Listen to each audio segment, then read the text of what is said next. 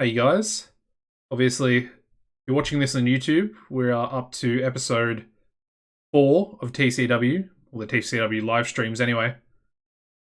And as you can see, we are going to be booking towards Where Angels Fear to Tread, 27 days away, and of course, we are just starting with the month of April. Now, as you can see, last month, forgot to go over this in the last stream, but we did make 990,000, which I think is a decent amount. You know, it's just shy of the 1 million profit that I kind of wanted, which, you know, I would hope we can at least be making that, and I want to try and break through that hopefully this month. Of course, our size, we're now up to 76s, except for Hawaii, across America. So, you know, we're definitely doing pretty well. Apart from, you know, Hawaii, but we don't really care too much about that. Obviously, we need 77 popularity in at least 5 mainland American regions, and it must include our home region of the Mid-South and either the Southeast or Southwest. But again, that doesn't really matter because we do actually have it in all of these other regions as well. So, with that being said, and now that we've sort of had a look at that, I want to show you, I guess, the pay-per-view from last episode or last stream. And of course, that was Battleground. And we did have this really, really big main event that we were booking towards. And it definitely tanked and it bombed. It bombed pretty hard. Obviously, there were a few mistakes that were made. As you can see, all these ratings here leading up to it essentially threw this match out a little bit as the fans were burnt out. And that was obviously a big mistake. We also made it a spectacle, which I think as well kind of penalized us in a lot of ways. In my mind, I thought that match would get at least a 90 or above, and it definitely didn't. So that was pretty frustrating, but at the same time, I guess in a weird way, it was kind of understandable as well. So yeah, good to see that the stream's actually working and it's actually up now. Not sure if you heard that or not, but I did try and open it. Okay, so let's just get straight into it and start booking. Now, I have been thinking about a few different plans that we could do in regards to a possible stable that could come in somewhere down the line. Now, I really like the idea that I've come up with, but there are a few different things. Oh, nice. Successful rib onto Eddie Peak, who is not even here. Not sure if that's a glitch or not, but anyway, it doesn't matter. Once again, we're going to go with the Friedman building, as that's our best venue. Expecting 9,300 fans as well, which I think is up about 100 or 200 from the expected attendance from the TV shows last time. Anyway, let's start booking. So, oh, we got Mike coming in. Hey man, how you going? Good to see you again. Just starting to book. You haven't really missed much. All right, what do I want to do? All right, so we're going to continue with the Syndicate and the falling apart of the Syndicate as well. Now, do I want to start with that? I think what I want to start with is I'm kind of having trouble thinking about the way that we want to end the storyline with Finley O'Faraday, Maverick, and then of course Human Arsenal and Guide. This one's been going on for a little while now. And, I mean, Finley's getting over, so that's good. He's up to 31 popularity in the Mid-South. But I'm not 100% sure what I want to do and who I want to win as well. Oh, we got Tyler No Shoes coming in as well. What's up, man? Just starting to book the first TV show. Yeah, I don't know. It's that one's going to be a really hard storyline to end because obviously I can either go one way and go with Guide, which would be the smart option, I guess, because he's obviously a lot more popular. But then I'll be sacrificing Finley, who also currently has pretty bad momentum. He's got cooled momentum. Heartbroken about the death of Hana Kimura. I'm not actually too sure who that person is. I'm assuming a Japanese wrestler.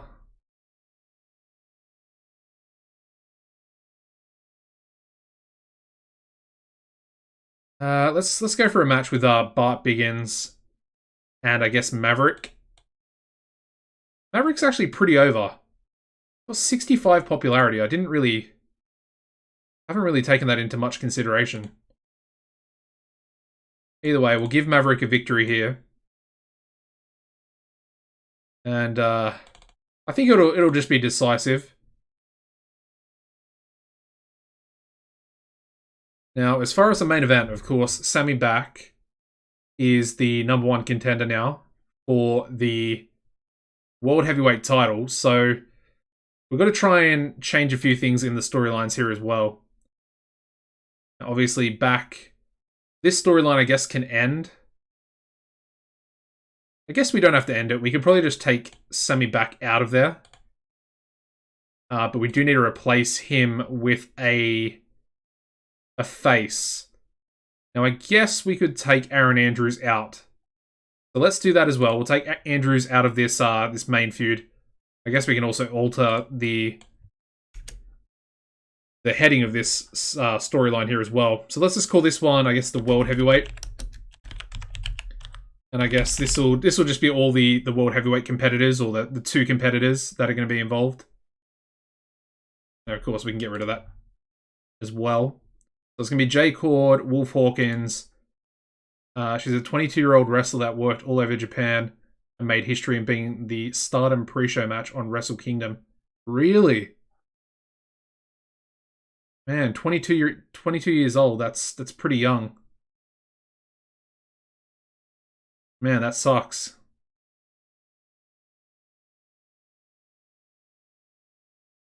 Yeah, I mean, it's not a great time for anything, really. And for people to be dying, like Shad Gaspard as well the other day. It just sucks. Man, 22 years old. That's pretty crazy.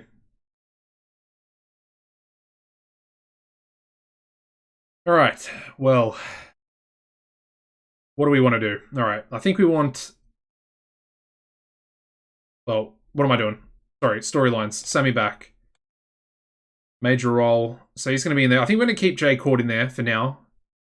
I think Jay Cord has a little bit more left in the tank. I think he did take the pinfall in that match.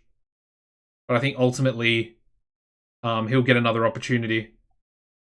But I think we'll do Sammy Back first up. And I think we can play off Sammy and Jay's recent feud they had the month prior. So in regards to this one, let's just call... Ooh, I didn't mean to do that. Let's just alter this storyline and let's just call it I guess the #1 contender storyline. And that one, yeah, I mean, that just makes it a little bit easier. We don't have people's names being in there now. So Aaron Andrews is going to go there. We also need to... We'll take T-Bone Bright. Actually, we'll leave T-Bone in there. We'll leave T-Bone in there. And then I guess we will just add... Well, I think we want to add Ed Stone, because that was my plan on the last stream, was to have Ed Stone come in and be the next challenger for the television title. Yeah, definitely been a tough week. I'm just hoping that Double or Nothing's gonna be like an incredible show. Just to... I don't know, just for everyone. I think everyone needs a really good Double or Nothing in, what, 10 hours? 9 hours? Obviously, I'm going to be going to sleep before I watch that, because it's currently, what, 12:15 in the morning? I'm doing a nice late stream here on a Saturday night for me, so... either way, so we need to remove Ed Stone and chuck him in here. And it might be time. It might be time to move Greg Gage up. Not sure what he would move up into. Probably not the #1 contender storyline just yet. But I think he'll definitely need a pretty big storyline. And we don't really have any faces that are kind of at that level for him to compete with. Maybe Mighty Mo. That could be his next story, because I guess we're also going to end this storyline here. Are we? I think we might. Although it's also considered hot. I kind of don't want to end it. So let's alter this one as well. And let's change this to the Behemoths run the tag division, I guess. I feel like that's kind of, it's fitting. It makes sense. But let's take Nick Booth out of there. And then I guess we'll take Mighty Mo. Why is Mighty Mo's success level poor, but Tanner's is good?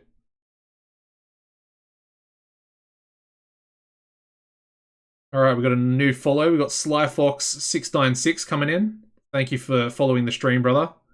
Really appreciate it. Yeah, I guess we can take Eddie Peak out of there as well.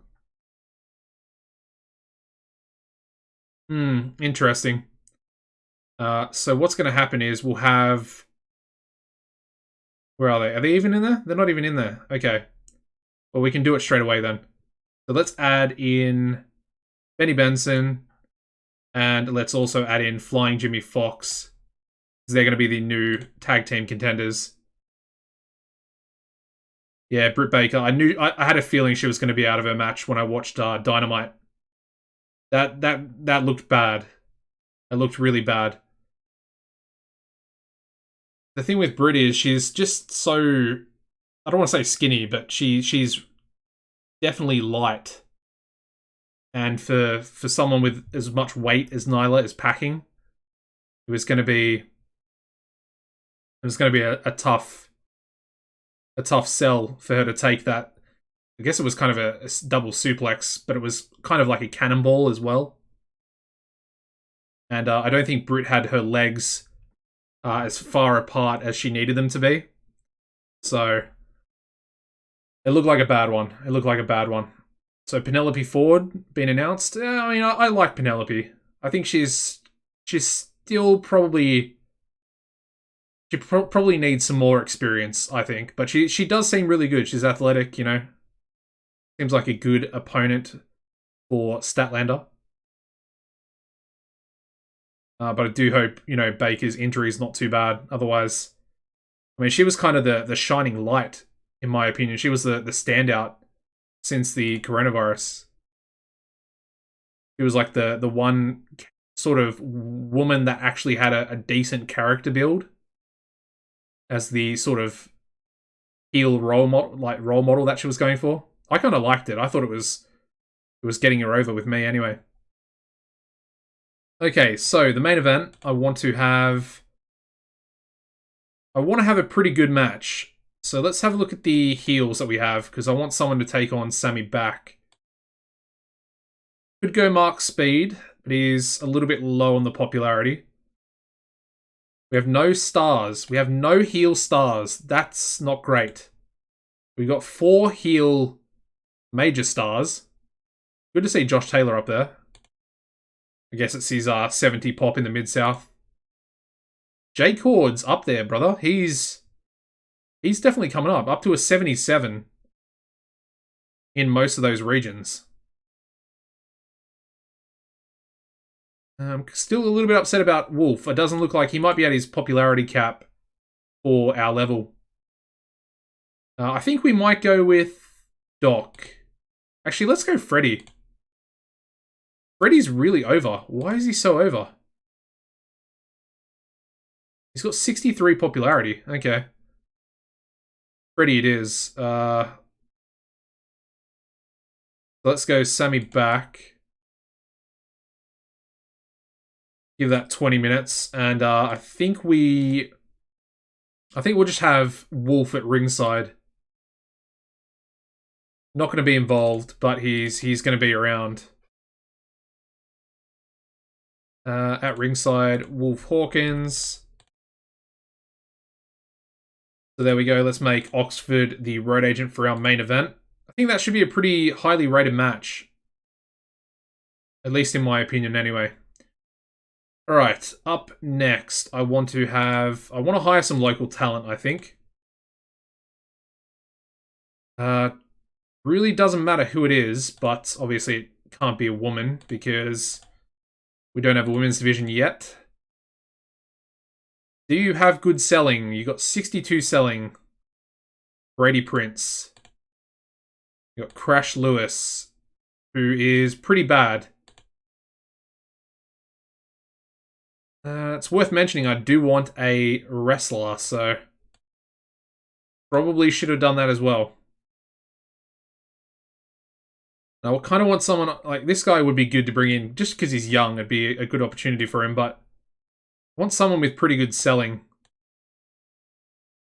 Not that it matters too much, but like I said, this guy's not too bad. Let's get Jerry Pepper. It's coming as a face. All right, there's one guy, and we're gonna need another one as well. Might have to go with Jules. Yeah, we'll go with Jules Knight as well. Gonna come in as a face, and there we go. All right, so those guys are gonna verse the Behemoths in a squash match, 5 minutes.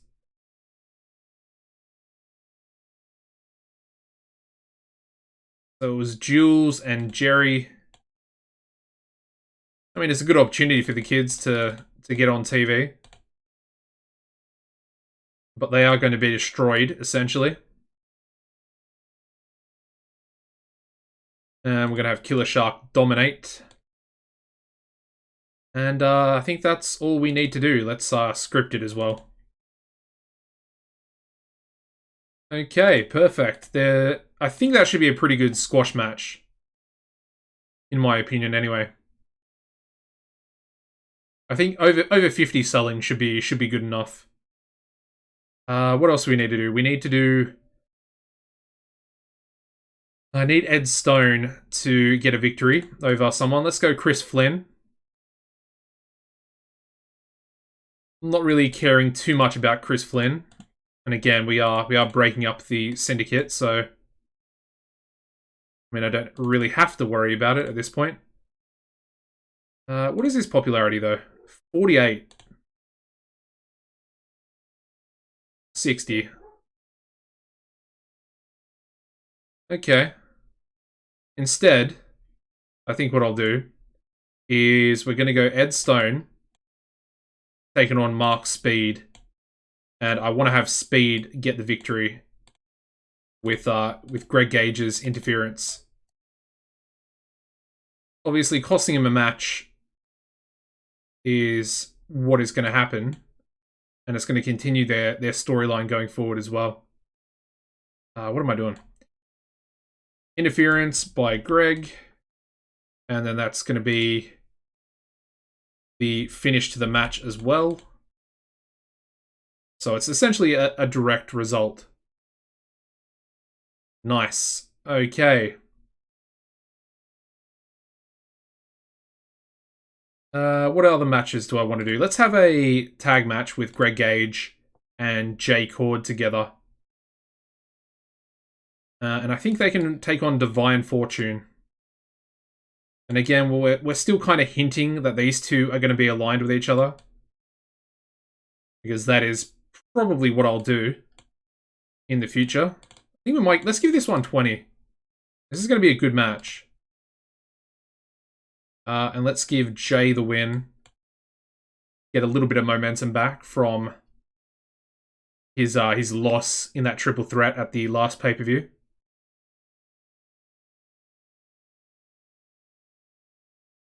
That's a pretty good match. That might actually do better than the main event. A little bit worried about that one. And then I think we want to have... Well, we essentially need another tag match where we're going to have Benny and the Fox go over someone else. Let's have them go over... Well, I want to do... Let's go the Elite, yeah. This will actually be a #1 contenders match for the tag titles. And let's have Benny get the victory there. And it's going to be decisive, of course. Let's also have a botched interference, actually, for the finish. And let's have Eddie be attacked by not Chris Flynn. What's his name? Doc Hammond. There we go.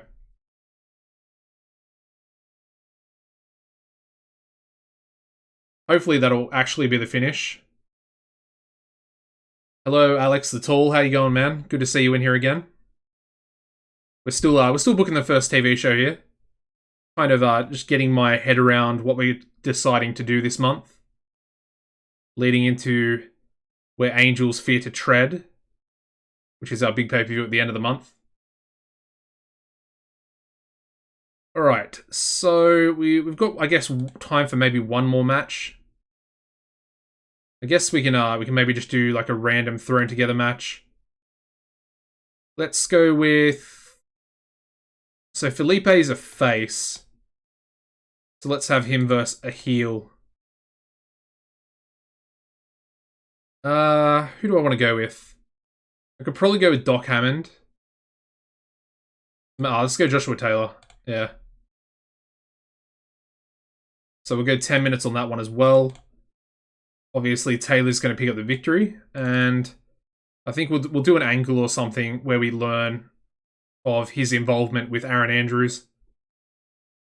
I guess we can do something. I guess we'll just have Josh Taylor cut his angle onto Aaron Andrews. But yeah, Felipe, if you didn't see the last stream, well, obviously, if you weren't there, you haven't seen it yet because it's coming out tomorrow on the YouTube channel. Unless you've watched the VOD here on Twitch, but I know most people probably don't do that, especially with the YouTube video coming out soon, or the YouTube stream VOD thing. Anyway, so what we'll do, let's do Joshua Taylor,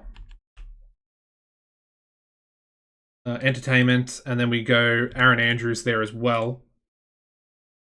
So that'll kick off their storyline together, which is #1 contender. Let's have Oxford do that one as well. We also need our storytelling match, which I guess can be... No, let's go this one. Obviously, the story in this one is the fact that... Wait. I didn't mean to make that the storytelling match. Hold on a second. I meant to make this one the storytelling match, because obviously the story with that is Doc's involvement. Hopefully it'll actually work. Let me book it properly, actually. I don't want to leave it to chance. So we need a botch interference onto Eddie by Doc. Okay, now that should work properly. I think it will anyway. Okay, so just check something real quick here.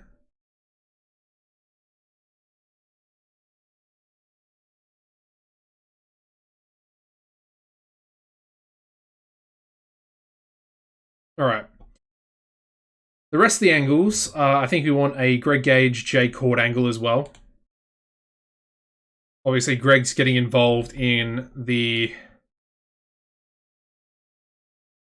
match with Ed Stone anyway, and essentially costing him the... Well, we don't need to advance anything.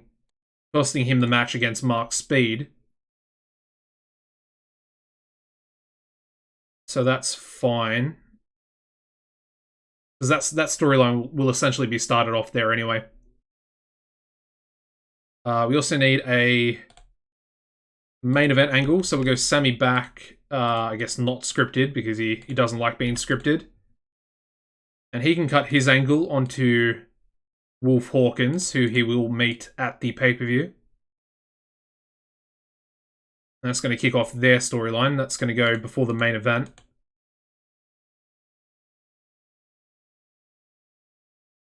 What else do we need to do? I guess the Behemoths probably need a Menace angle as well. So Killer Shark, Titan, both on Menace, and we'll give that one 4 minutes as well, as it's only a Menace angle. Alright.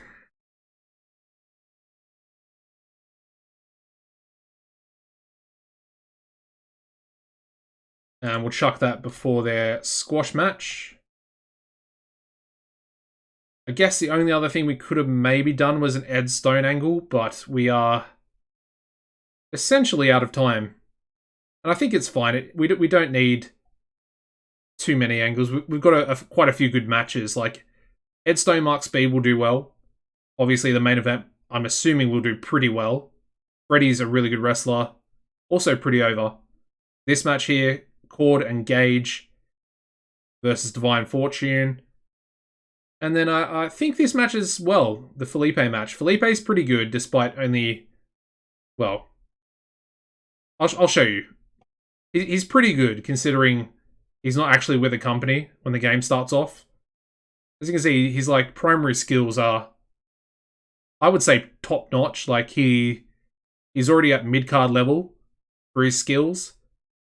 He just needs the opportunity, which we're essentially giving him now anyway. We brought him up from Mid-Atlantic Wrestling, as we got some dojo graduates in the last stream. Oh, we need a wild brawl. I guess that can just be the squash match. Perfect. All right. Let's do one cheeky little pre-show match. Let's have Mighty Meaty team up with Aaron Andrews. That's perfect. And they can take on Damien Dastardly, Jeremy Courtney, and we actually have Moriarty Schnell. I know you guys were probably looking forward to his debut. It will be coming. Not this episode, obviously, but very, very soon. Let's go with Chris Flynn and Nick Booth. Yeah, there we go. Easy. Give it 12, and then we'll give the win to... I think I want to give it to Mighty Mo, just to try and improve his momentum. Alright, there we go. Let's run the show. So we start off with a 71. And we have Aaron Andrews and Mighty Meaty defeating Damien Dastardly, Chris Flynn, and Nick Booth in 12 minutes when Mighty Mo pinned Damien with a plunging spinebuster.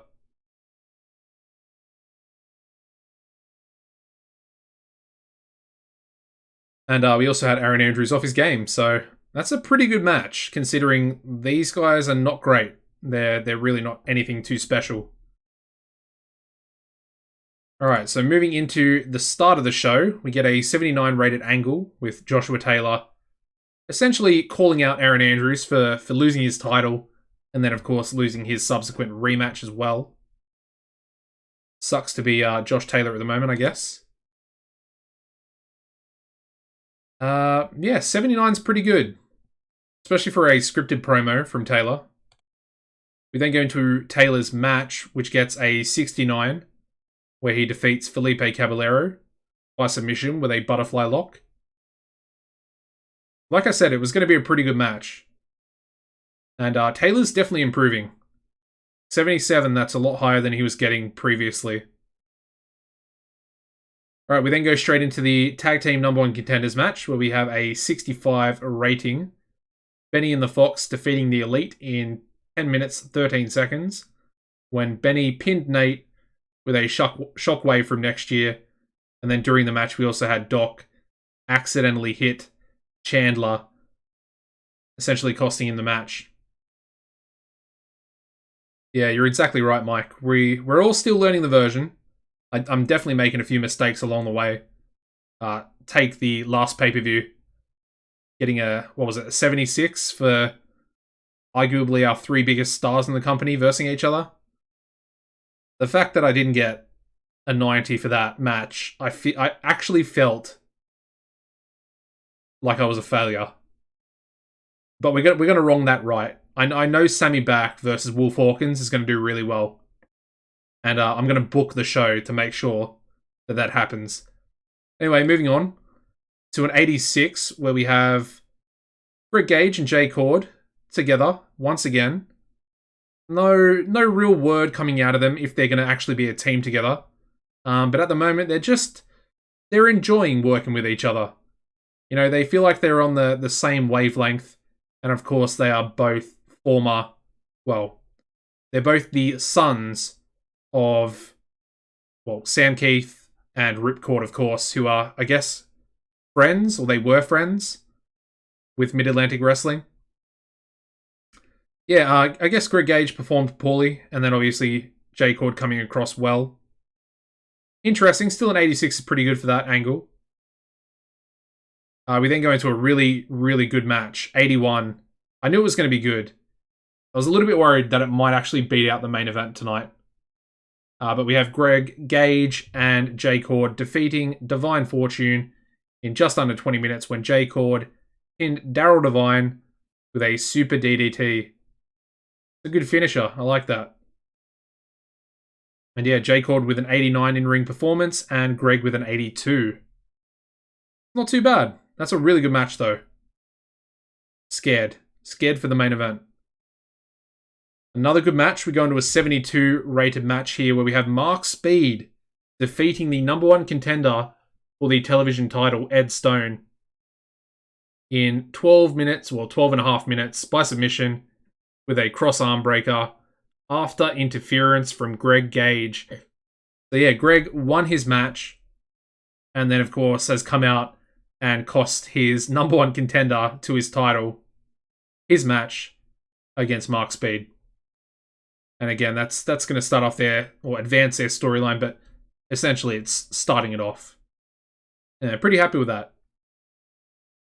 We then go into an 80 rated Menace angle from the Behemoths. And once again, Killer Shark looking good out there. I think this is the first time they've ever gotten 80 together. Because usually Killer Shark gets an 80 by himself. So I'm assuming that's probably going to help both their popularity quite a bit. Anyway, moving into their squash match. Gets a pretty abysmal rating, a 35, but at the same time, it's doing what it's supposed to do. And we have the Behemoths defeating Jerry Pepper and Jules Knight, the 2 local talents, 2 local jobbers, if you will, in 4 minutes or just under 5 minutes when Killer Shark pinned Jerry Pepper with a big bite. And yeah, I mean, Jules Knight had an 11 in-ring performance. Good to see Killer Shark actually beating out Titan in the ring for this match, although he did dominate, so yeah. Anyway, let's have a look at the dirt sheet here. So I want to see if it was yeah, it doesn't say anything about being a squash. I mean, can you even do squash tag matches? I'm not sure. Possibly, but I don't know. Anyway, moving on to a 69 rated match where we have Maverick defeating Bart Biggins in 11:32 by pinfall with a Tiger Claw DDT. Yeah, I mean, I should probably use Maverick in a bit of a better role. He's actually quite good. Okay, we then go into a 90 rated angle from Sammy Back, of course, cutting his angle, being the #1 contender, onto Wolf Hawkins. A 90 is impressive, man. And I think it was without a script as well, so pretty interesting. And then, of course, the main event. Yeah, I mean, it does just as well, I guess, as the other match. I think that was an 81, and this is an 80, so yeah, it's about the same. I'm happy with an 80 for the TV show main events. And we've got Sammy Back defeating Freddie Huggins in under 20 minutes by submission with a back on your back yeah, just a good match. Good match for Sammy. Alright, we end the show. We get an 80 overall show rating for our first TV show of the stream. I mean, I'm kind of happy with that. It's not the greatest, but it's about what I expect from these shows at the moment. It's going to be really hard to get that final point of popularity that we need to go up to big. And I'm kind of not sure if we're exactly ready to go up to big size, but I mean, either way, we'll just have to wait and see. Anyway, we've got Regular Joe's contract running out with US Pro. And I've always been a fan of Regular Joe. And he's actually really good at the moment on this game. He's definitely improved. He's got 61 star quality.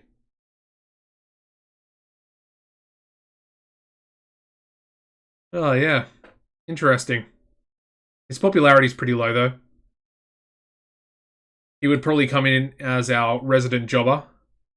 So I'm not exactly sure if I want to bring him in and to essentially do that to him. But either way, I mean, how much would he cost? Let's have a look. All right, they're only going 8,000. That doesn't seem that bad.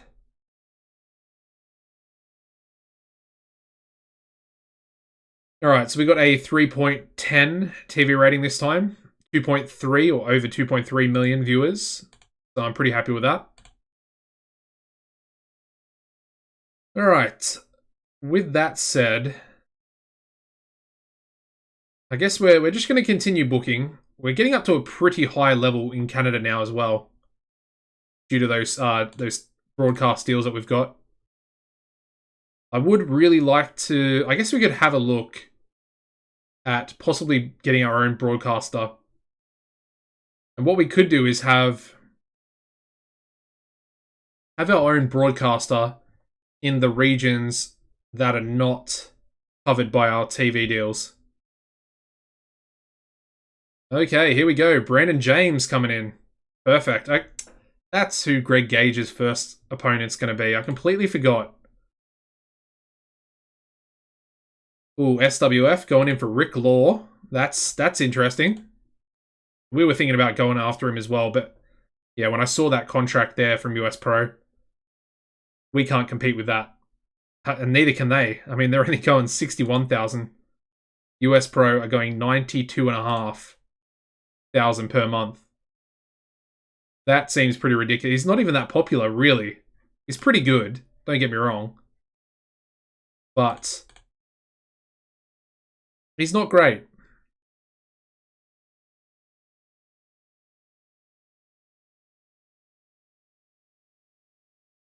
Okay.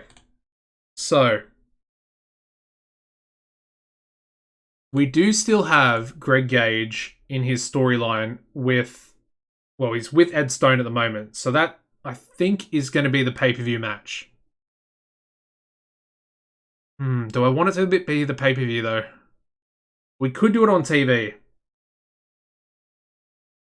We might be able to do it as a main event for the television title and actually have Greg lose. But I kind of want to save it for the pay-per-view. I feel like that'd be a good rated match for the pay-per-view. And then we could then do Brandon James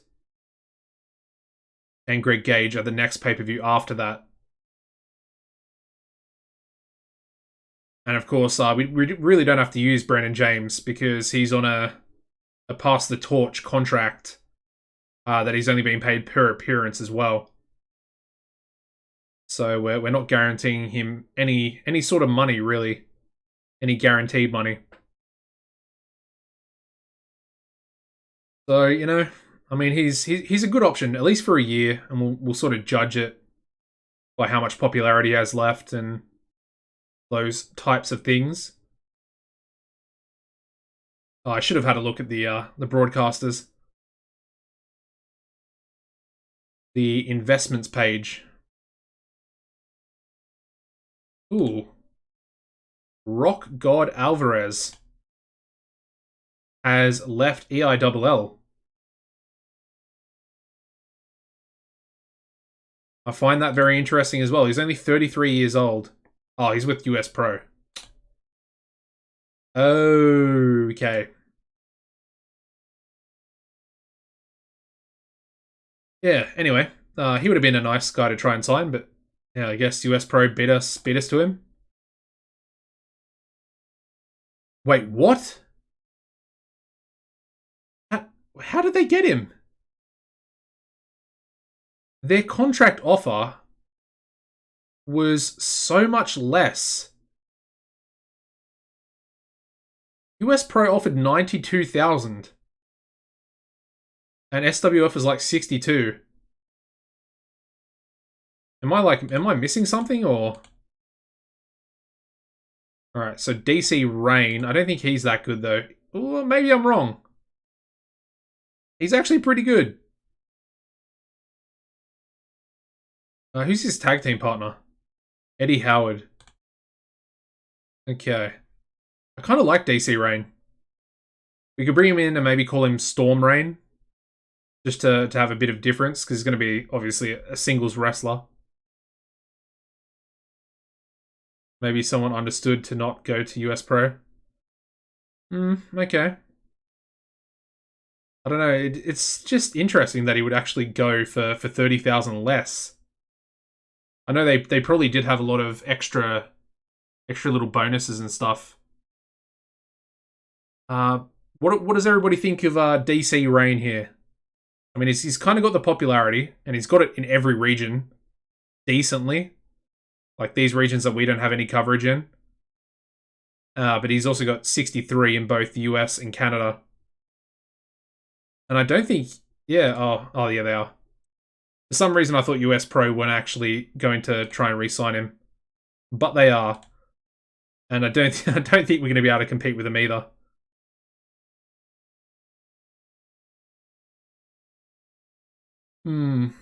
Interesting. I kind of like him though. I do like him. Maybe we should just go in for him. He's 36, so he's pretty senior. Is he a face or a heel? Okay, he can probably play both. Oh, he's a tag team specialist, so that might be a bit of a problem. I guess let's at least let's try. Let's try. Let's go a 4-year contract. And let's go the bare minimum for now. Because then we can come back with a better offer. So 32,300. 32,300. There we go. And he wants higher merchandise. Let's try 20. And he's gonna keep going higher. He'll probably want 30, I think. With his oh no, he accepted 25. Nice. All right. Obviously, US Pro are going to come in with another offer there and probably blow us out of the water. Robin DeLay. You got Willie LaRue. Another SWF youngster. Is he as impressive? He's not as impressive as Moriarty. Schnell. But you know what? I kind of like them together. Obviously, they've got the similar hairstyles. And they're both wearing sunglasses. So, yeah, 70 star quality as well. Very nice. And the charisma as well. Pretty good. Microphone. So, he'd be a pretty good promo, I would say. He's also... fundamentally, with his psychology as well, he's a pretty good wrestler. Lacking a little bit up here, but the brawling would probably get him over. And of course, he's also a heel, so... Yeah, our developmental company is Mid-Atlantic Wrestling, actually. I can show you that in a second, but let's go in for Willie LaRue. Didn't really expect to be trying to sign this guy. And again, I think I want to go with like a max contract for him as well. I feel like he could be a future star. Maybe not to the same level as Moriarty, but I also like the look of this guy, so Oh, we've got a new follower as well. HLGLH coming in. Thank you for following the stream, brother. And yeah, let's just go for it. I mean, any future star that we can take from SWF with an actual good upside to them, I think is going to be pretty beneficial. So he wants 15,000 per month. That's a lot of money. That's a lot of money. Can I get that lower? Let's try and see if he'll actually budge on that. So if I go like bonuses and stuff, give him 5% of merchandise. Does that go any lower? It doesn't go any lower, so essentially I don't need to do any of that stuff. And we'll just give him 15,000. Yeah, so the reason why we're going with an ironclad contract is the fact that without it, workers can essentially end their contract whenever they feel like. And they can also ask for massive pay rises, which can quite often throw your company into financial turmoil, which I really don't want. And I know we're paying over the odds for a lot of these guys. You know, we could be paying maybe 6,000 for a 3-year contract. But guys like that, getting them on 10-year contracts is going to be beneficial because they are going to be stars in the future. Now, a guy like Bart Biggins, he's 39 years old. He's making a lot of money. Kind of want him to be maybe on a year-to-year contract. He's still going to be useful in the mid-card. But just how useful is he actually going to be? That's the question. I want to try and get him a little bit lower on the wage. So he wants 22,000, which is actually less. It's about $800 less than he's currently on. So yeah, $20,080. That's not too bad. It's going to want some, 22,000. I thought it was 20,000. Oh, okay. So he actually wants more money.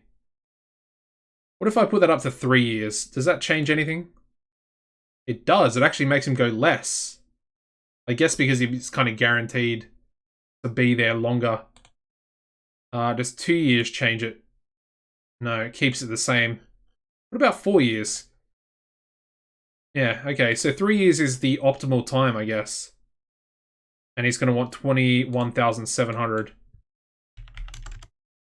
But do I want him for 3 years? He'll be 42 years old. Yeah, I guess that's fine. Because once he's 42, then we can just let him go. I prefer 2 years, but anyway. So he wants... Wait, what? Hold on. Didn't he just want... Or was that 4 years? Wait, what? I'm so confused. What did I just do wrong?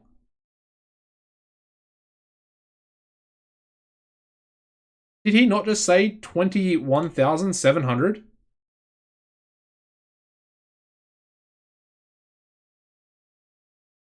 Hold on, what is going on now? Or am I just that tired that I'm seeing things? Okay, never mind. I guess we'll just go a 1-year contract. We'll give him whatever he wants. Okay. And he wants higher merchandise. We'll give him, I guess, we'll try 10. Probably going to want about 20 or 25. Yep, he wants 25. Okay, there you go, buddy. He wants more than 25% merchandise. I mean, do I even want to keep Bart Biggins? This contract negotiation has kind of stressed me out. Whatever, we'll keep him for 1 year, and then we'll decide after that. Alright, everything else doesn't really matter. It's just our guys coming in properly from their deals. I mean, Dusty DuCont, I haven't really looked at him, but he'd be pretty good as well. Faith McGee is with US Pro. Okay. Didn't really expect her to be with that company. I kind of expected her to maybe be with QAW, but not to have really done anything special. Anyway, enough about that. Let's get into the next show. I'll check the broadcasters after. Anyway, we've got Hapstander here, brightening the backstage. Perfect. And we've got Hocking being in fine form, keeping everyone in a great mood with his road stories. Perfect. Do I even need to do a rib? I probably don't. Let's not even bother. Alright, let's go into the Friedman building once again. Perfect. And then let's also book our show. Now, what do I want to do? For the main event, go a tag match, and we're going to have Wolf team up with Doc, and this is going to be the catalyst to the breakup. Who are they going to face, though? Do I want to go with... I want to go with someone that's pretty popular. Otherwise, it's not going to be very, very beneficial having Wolf lose a match.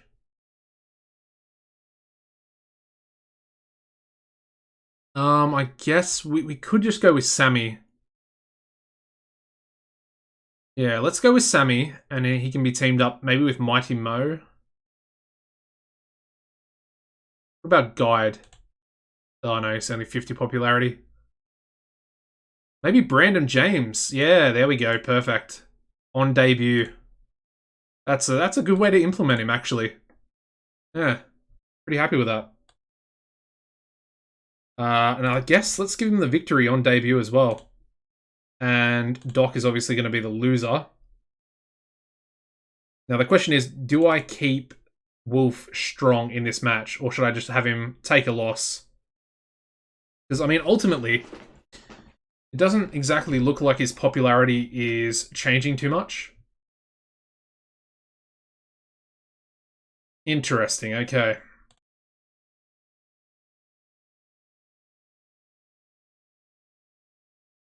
I'm not going to do it. I'm not going to do it. He's going to take a popularity loss, I guess. Hopefully, it'll go to Sammy. I know I said I brought Brandon in to essentially be a jobber to our upper mid-carders. But he's going to get a victory here on debut. And you can imagine the TCW fans would be pretty hyped. And the pop would be pretty amazing for him to come out. Okay. Let's do an angle after the show. And it's going to be Wolf. And I guess he's going to be fighting.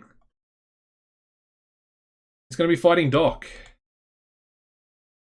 And this is officially Doc leaving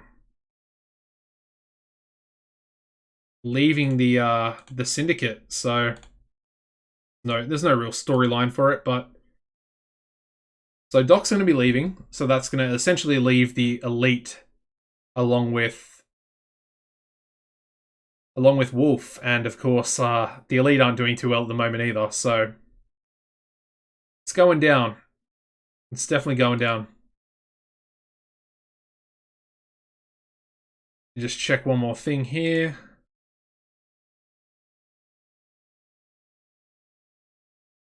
Alright. So, that's all sorted out. I guess maybe before the match, we also do an angle with Sammy and Brandon. So, Brandon James, I guess, do we want to do Overness? Let's go Entertainment.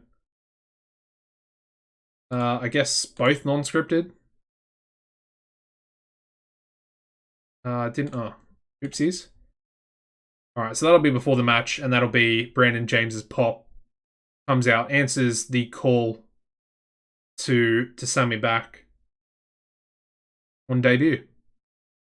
Shifty, good morning, man. Well, yeah, it's very early morning for me. 1 a.m. We'll try and get through this stream. And then, of course, we got, well, essentially got Double or Nothing later today. Looking forward to it. Alright, up next, let's go with a tag team match, and we're going to have Mighty Meaty just come out and face Rich and Famous, I think. Yeah, we've never done this match, so it's going to be another good opportunity for Rich and Famous to come out and get some TV time. It's going to be a losing effort, but still, it's going to be a good opportunity for them to build some popularity. Then, of course, we'll do an angle for Mighty Mo and Tanner. And of course, these guys, they're not really doing anything at the moment. I'm probably thinking that we're going to split them up at some stage as well. I know I'm splitting up all my tag teams, but Mighty Mo is definitely going to be a future star for us, so we need to treat him as such. Won't happen right now, but it will happen fairly soon as well. Up next, let's have... Alright, so I think I'm going to save Greg Gage and Ed Stone for the pay-per-view. But let's have Greg Gage. And we're gonna need a face. Let's have him take on Storm Spillane. Have we done this match before? No, we've never done it. Perfect. I think it's going to be... We could do a title match, but it doesn't really seem right to do it. So there we go. Yeah, that's fine. Let's also have... I guess we want to have some sort of involvement. Let's have Ed come to ringside.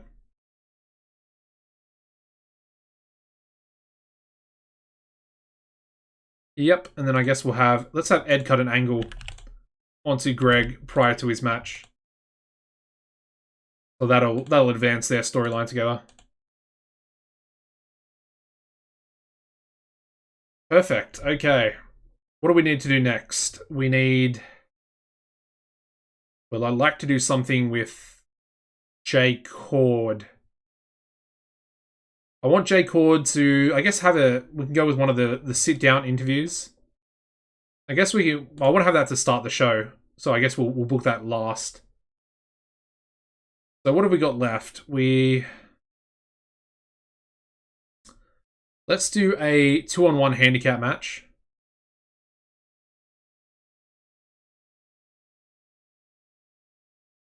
Alright, so it's going to be Maverick and Finley. And they're going to take on... I think they're going to take on Guide together. Now, obviously this is going to be booked as a tag team match. And we'll do an angle where we do in fact have Maverick and Finley take out Human Arsenal prior to the match. And yeah, we'll have Maverick get the win as well. I guess the way we can finish this one is... Yeah, I've got a good way we can finish this one, actually. Well, it's going to continue, but... Yeah, now I've just thought of a really good idea. Okay, let's have Oxford do that. That can also be our Wild Brawl as well. Might lower it by 2. Actually, it's fine at 12. This... I don't know. We need a storytelling match. Let's go a fatal 4-way. Let's just throw some mid-carders in there, see what happens. Let's go Mark Speed. Go with these guys and see who's around. Also need these guys to do something. I just thought about that. Let's have Mark Speed. Benny Benson. Not Benny Benson. We'll go Bart Biggins. Yeah. Who else?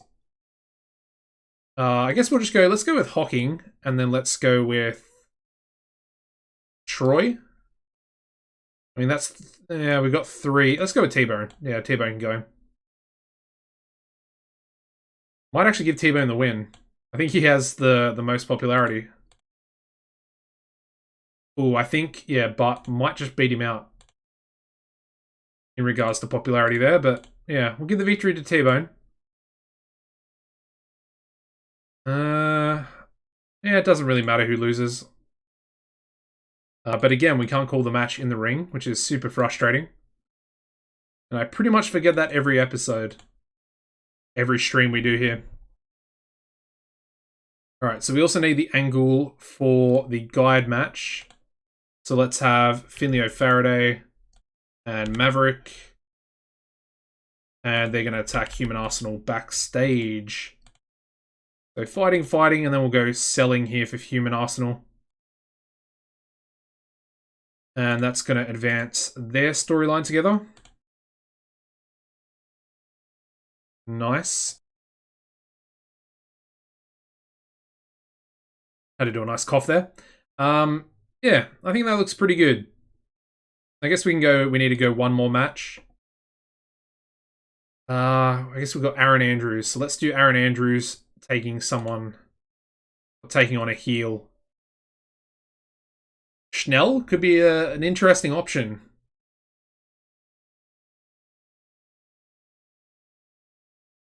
But do I want to start him off with a loss? I guess, yeah, let's do this. This is going to be an interesting match, man.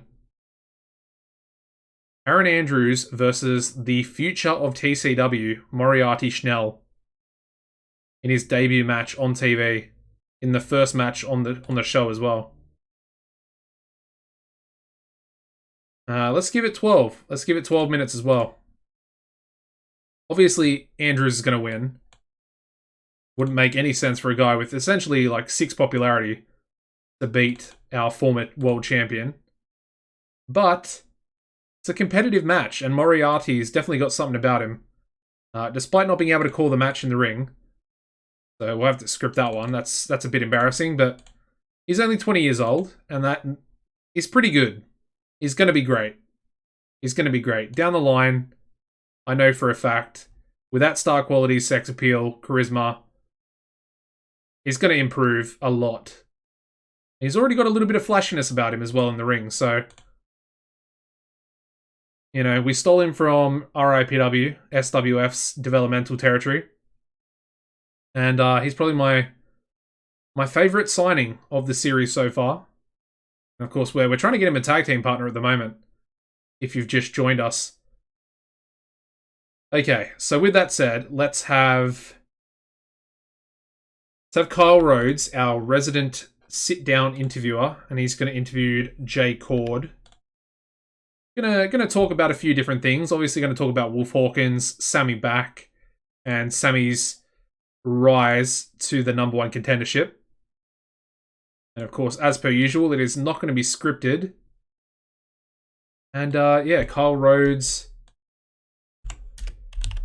interviews Jay Cord. I guess, yeah, sit-down interview. And that's going to start the show off. Let's make this match... I know I said... I mean, it's not going to have a real story about it, but it's going to have to be the storytelling match because, yeah, nothing else is going to be.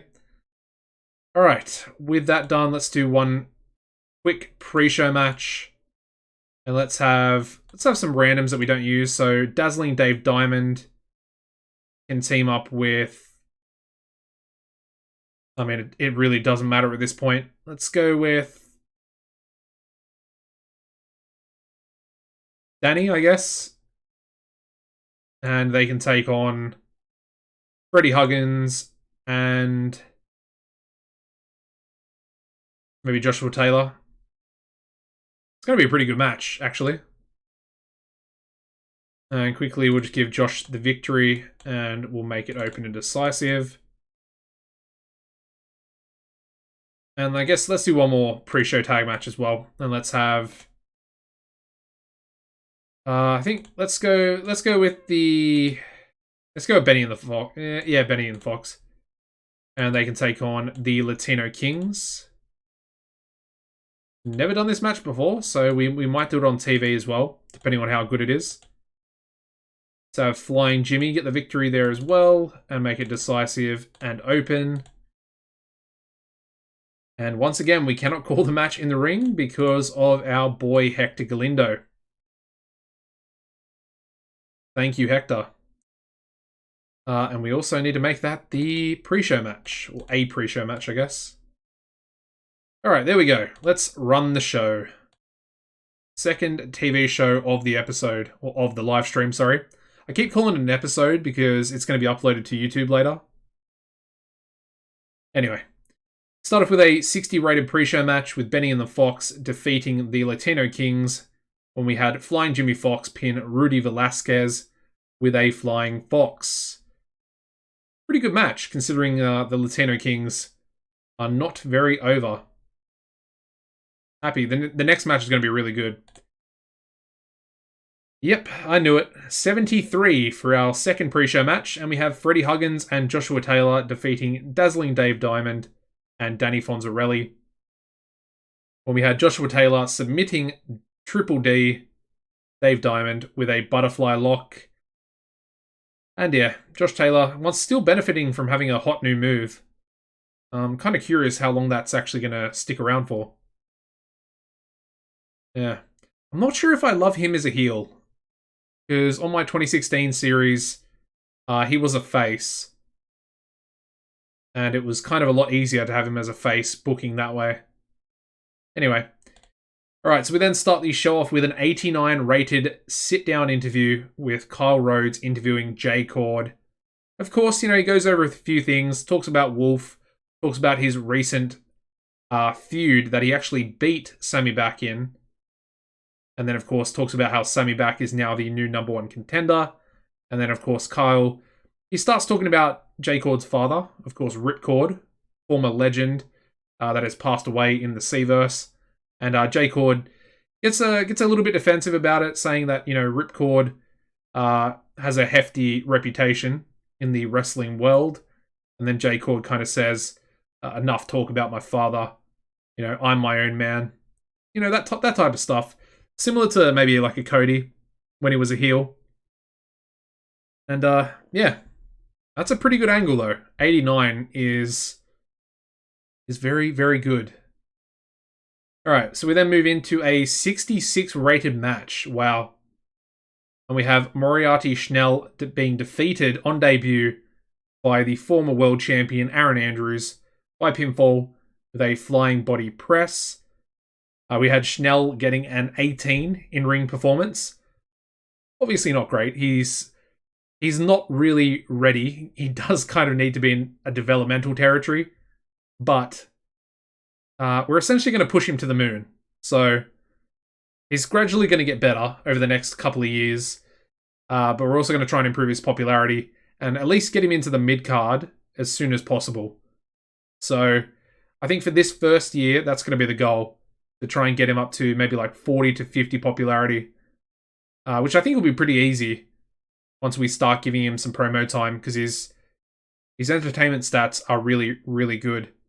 Anyway, his pretty boy gimmick gets an initial rating of adequate, so yeah, it's not too bad. And obviously Aaron Andrews really stood out in the match. It's a good first match. Alright, we then go into a 51, where we have the beatdown of Human Arsenal by Finleo Faraday and Maverick, essentially taking him out of the tag team match, and thus making it a 2-on-1 handicap match where Guide is going to be all alone. That match is not this match. I have messed the matches up, but that's perfectly fine because it can play into the flow of the TV show. So we go into a Fatal 4-Way match, getting a 65 rating, and we have T-Bone Bright defeating Bart Biggins, Matt Hocking, and Mark Speed, when T-Bone pinned Matt Hocking with a T-Bone Lariat. That's a pretty good match with our 4 mid-carders here. And of course, T-Bone's he's kind of been the prospect for us recently. Been in a couple of high-profile storylines, I would say.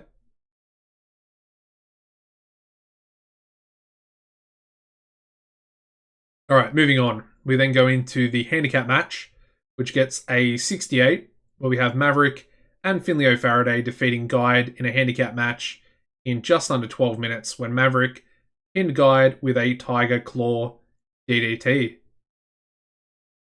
I mean, they're all fairly similar in-ring performances there, so I'm kind of liking it. I'm kind of liking where they're at. Especially Finley getting a 58. He must be... I think he is definitely starting to get over. It was a good idea putting him with Maverick. And it's actually going to play into another storyline that we're doing as well. Which is going to be advanced at the end of tonight's show. So, 68, moving into another 68, but this time for our Ed Stone angle. And of course, he's cutting his angle on Greg Gage, costing him his match last week, with his interference. And of course, Ed lost to Mark Speed. So yeah, Ed's is going after Greg Gage, saying he's gonna be the one to end his massively long title reign with 14 defenses of the television title.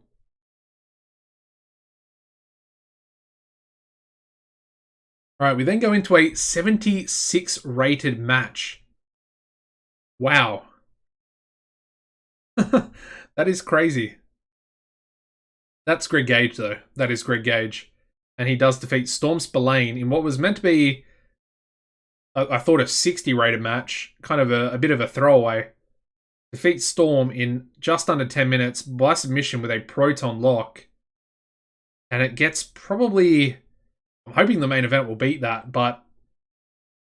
I know the main event will beat that, but that's a really solid rating. Storm's like a unimportant member of the roster as well. He's also really good though, Storm, so I should give him credit where it's due. Anyway, moving on. We go into another 76 rated angle, this time for the Mighty Meaty promo. And of course, we've got Mighty Mo on Entertainment and Tanner the Mighty on Menace. And yeah, Mighty Mo was superb without working with a script, so that's good to see. Hopefully that can sort of continue. Hopefully his entertainment stats will start to go up as well. I'm hoping that's kind of the thing if you do unscripted angles. Anyway, moving on to their match. Getting a 68, so it's fairly respectable. And we have Mighty Meaty defeating Rich and Famous in 11:38 when Mighty Mo pinned Jake Idol with a plunging spinebuster. Nice, okay. Yeah, not much to really say about that match. Just kind of to give these guys a win and to get Rich and Famous on TV.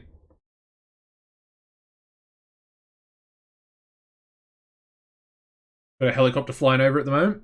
Anyway, we go into an 84 rated angle where we have Sammy back introducing his tag team partner for tonight, the legendary Big Cat Brandon James in TCW.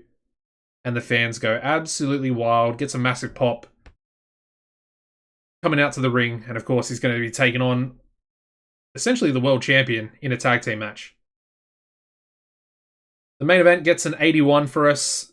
Pretty good. I'm happy with that. Obviously, Brandon got the worst in-ring performance, but anyway. We've got Sammy back and Brandon James defeating Wolf Hawkins and Doc Hammond in just over 20 minutes when Brandon James pinned Doc with a big money move. And then as you'd expect, yeah, Wolf absolutely head and shoulders above everybody else. Getting a 91 in-ring performance there. But they did lose the match. And Doc was the one that took the pinfall. Doc's fault yet again. Of course, last week he cost the Elite becoming the #1 contenders with that botched interference. And now he's just lost the main event for Wolf Hawkins, so not looking good. And then, of course, we finish off the show with an 81 rated angle where we have Wolf Hawkins turning on Doc Hammond, beating the absolute crap out of him, and essentially kicking him out of the Syndicate. Goodbye, Doc. Alright, so our overall show rating gets us an 80 once again. I think we got... Did we get 80 last show? I think we did. Yeah, either way, pretty happy with that. And I'm really happy with this Greg Gage match. That kind of proves to me that, it is time. It's time for him to move up to the main event. So I think I'm definitely doing the right thing. Anyway, let's go and have a look at this broadcaster. I've been talking about it for probably the last, what, 25 minutes, half an hour? I just want to see how much it's going to cost for us to make a small broadcaster in Mexico, first and foremost. Ooh, there we go. Willie LaRue. Willie LaRue coming in. Yeah, nice. He's coming in from RIPW. Rhode Island Pro Wrestling, the dev territory of the SWF. Let's have a quick look at Supreme TV. They beat us this week with an 82 rated show. However, am I sending him to my dev? No. Unfortunately, I can't actually send anybody else to our developmental territory. Mid-Atlantic Wrestling won't take any more because we got three more dojo graduates in the last stream. So I had to get them or send them down. And in order to do that, I actually had to bring Felipe Caballero up. So yeah. Anyway, some good matches here. I mean, Zimmy defeating Bear Bukowski in a cage match. Essentially wrestling a bear in a cage. Pretty funny. Then we have Mikey Lau. Oh, Mikey Lau. Oh, I wanted to sign him so badly. And that is kind of the reason why. Getting an 89 rated match against Adam Smasher, who is not that great. I mean, their in-ring performances weren't that great either. And they got an 89. That's interesting. Alright, emails. We've got the DC Reign rival bid update, so they've gone up to 42,000. Do you know what? I'm not enjoying it. I don't think we need him. He's 36, he's too old. Just it's kind of not necessary. Anyway, we have got, who is this? Kristen Pierce, who I'm guessing is a manager. Yeah, Avalanche's manager. Okay. Yeah, I mean, we don't really need any managers at the moment. Alright, and we get a 3.06 TV rating, so it's a little bit lower than last week's. And we still just keep above 2.3 million viewers. So I'm happy with that. That's not too bad. Anyway, let's go and have a look at this broadcaster. So let's go to... Where are we at? We need investments, and then we need launch your own broadcaster. So, what do we want to do? So it's internet pay-per-view. I think that's the one we want to do, but let's have a look at an internet commercial for a second. We want no coverage in the US. But how much is small going to cost us? $6 million for a small broadcaster in Mexico. $6 mil. Yeah, that's not going to happen. That's literally half of our money we have right now. That's ridiculous. They really made it a lot more costly. Yeah, that must have been the most recent update. Because I remember I bought one on my APW series in the first episode, and it cost like $50,000 or something like that. I mean, very small is only 600,000. Holy, that difference, that's 10 times the price. It's literally 10 times the price. That's crazy, man.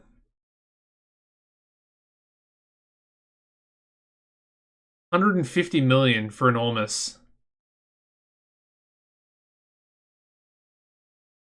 I think instead of doing that, I might just actually tour Mexico, because I think we're pretty close to getting a deal anyway. think we needed 25 popularity or something like that in 3 regions. So that really wouldn't take too long. Especially once the wrestling industry increases a little bit more. Let's have a quick look at our broadcasters, actually. So which one was it? I don't think it was any of these. I think it was down here somewhere. So that one's 34 popular. That's a pay-per-view. But this is, yeah, this one here. 22 popularity in 3 regions for a medium pay-per-view provider. That's definitely the one we have to go for. We're already 22 popularity in 2 regions with spillover. So that's only 7 more points. And we could get on there. And as you can see, the company can be based anywhere. So it does work. Well, at least I hope it will work. Because Oli are already on there. But they are pro wrestling, so they probably want quite a few. Then there's also this one, so we get 26 popularity in 2 regions, which would probably just come natural after we get this one. So if we get this on the pay-per-views, then our pay-per-view increase popularity in Mexico would go up quite a bit for every pay-per-view we do. So then we could eventually get the TV deal for the TV show as well, as that one can be based anywhere as well. And it's essentially less popularity for us to gain. 7 to 8 points. So it's only a 1 point difference, but still. I think that's the game plan in regards to that. Anyway, let's advance into the next TV show. Now what I want to be doing is having, so Moriarty Schnell, we're going to start working on him. And he's going to be either doing a promo on every TV show, or I think I might alternate and we'll do either a promo on the TV show or a pre-show match. So I guess, seeing as he had a match on the last show, let's bring him out for a promo on this next TV show. And he can basically cut a promo on the fact that, you know, he only just lost to Aaron Andrews, the former world champion. I think that's a pretty cocky way for him to start his career off, the 20-year-old. I mean, obviously, in theory, he got beat pretty easily by Aaron Andrews, but, you know, kayfabe, you know, it wasn't that easy.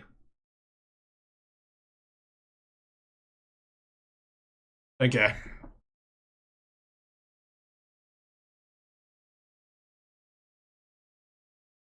As you guys can probably tell, really enjoying playing TCW here. Especially streaming it. I feel like streaming it's so much more beneficial.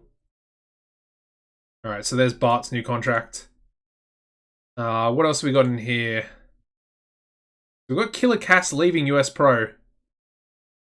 Now, she'd be a great heel champion for a women's division.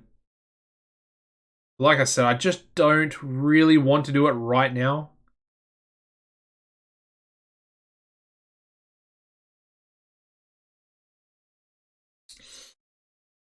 Yeah, I don't know.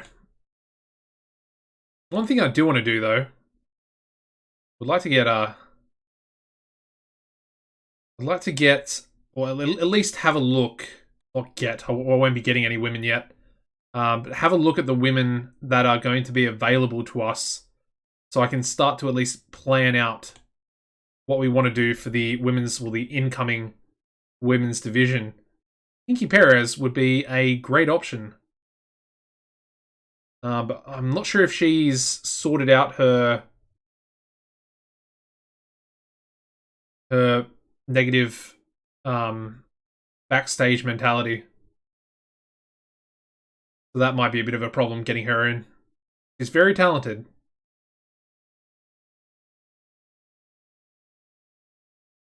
Excuse me. Alright. Oh, FCW going after Atlas after his contract ran out.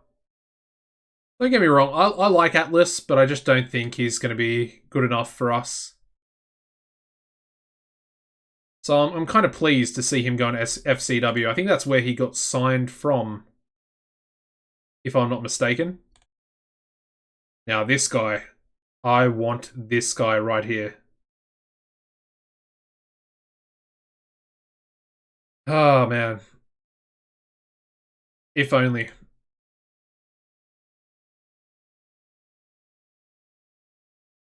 One question is, let's have a so 6 months and 2 weeks, man. That's not a long time. That is not a long time. And if this guy comes available, being Matthew Keith, I think I would probably go all out to sign him. Like, we'll break the bank for a guy of his talents. How old is he now? He's only 30. Man, he's good. Man, he is good. Same thing goes for Casey Glenn as well. Obviously, in my opinion, I feel like both of those guys should have come into TCW. Anyway. Alright, let's book TV. Let's get into it. Again, I wanna make sure we do that Moriarty Schnell angle. Nice, another successful rib there. One thing we also need to do is stables. And we need to take Doc out of this stable. Okay.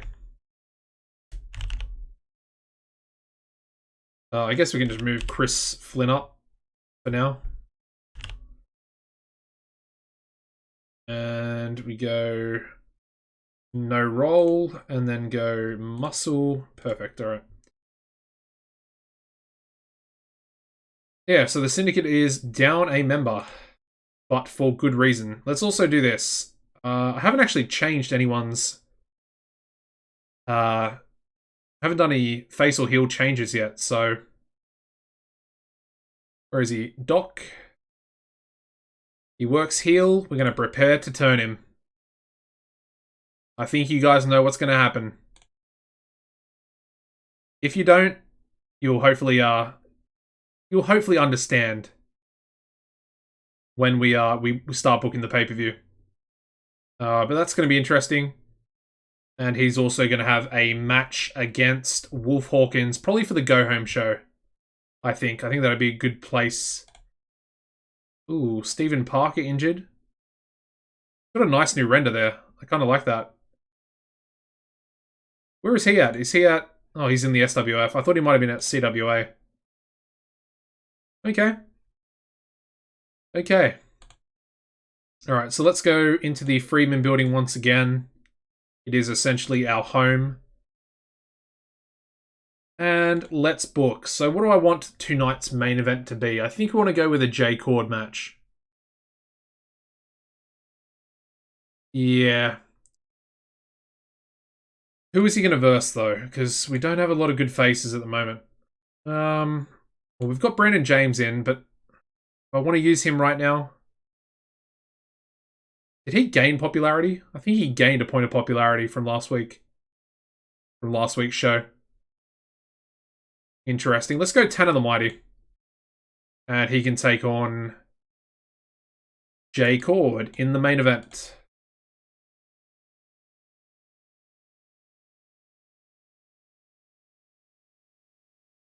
Yeah, I mean, I don't know if it'll be as good a match as I'm hoping for. Probably be like a 70... 75, I think. Ooh. Yikes.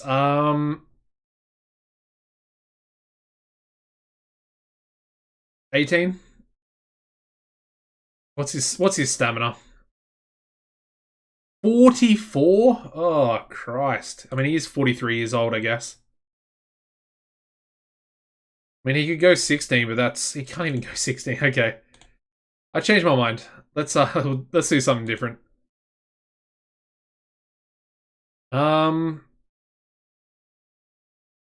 Just noticed that we need some faces. We're definitely lacking.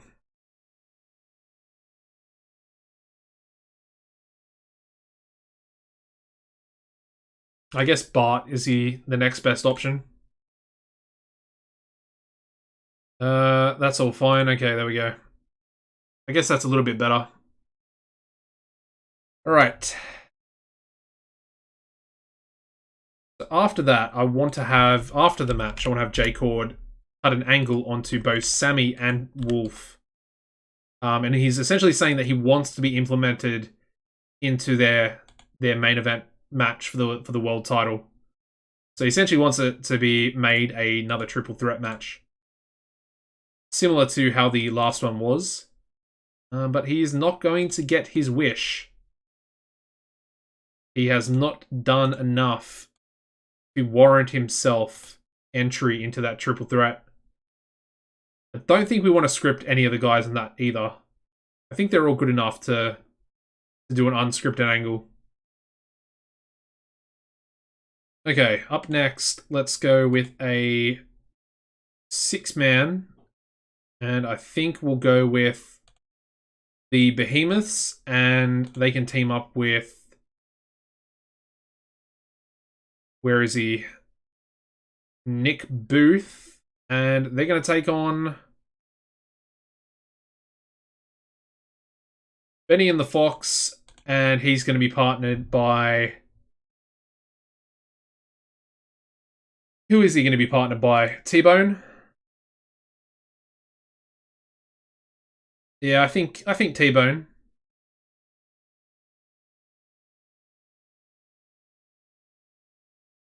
Let's give it 16.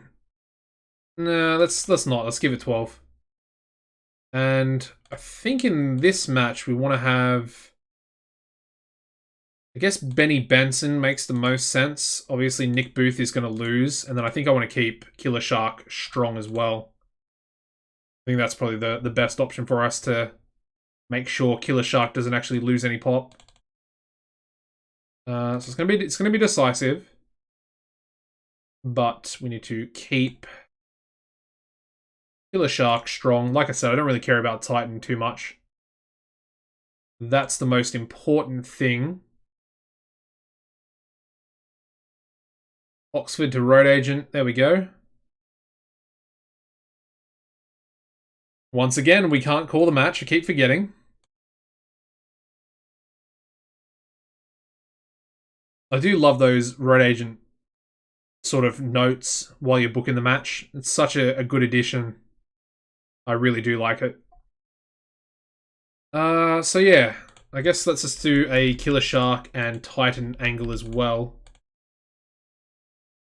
Just another Menace angle. Hopefully they'll outweigh any popularity loss they'll possibly get due to losing the match. Alright, moving on to our next match, Joshua Taylor. Where is he? Joshua Taylor. Let me do that. And he can take on... I guess he can take on Dean Daniels. Never mind. We've done that before, and it's got negative chemistry. Let's go with... I think we've probably done Elliot Thomas as well, but... Let's just do it again, I guess. February. Yeah, I mean, it was 2 months ago. Let's not do that. Let's hire another local worker.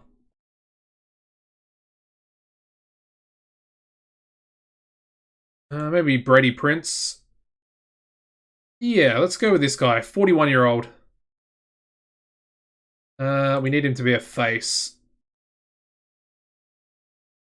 Just another jobber for us, and Joshua Taylor can beat him instead. And we're gonna have a pretty funny angle coming out of that as well.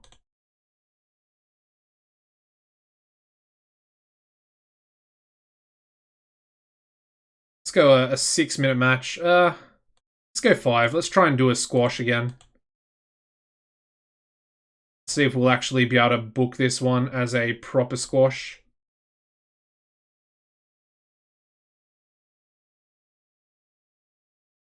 Alright. That should be a squash.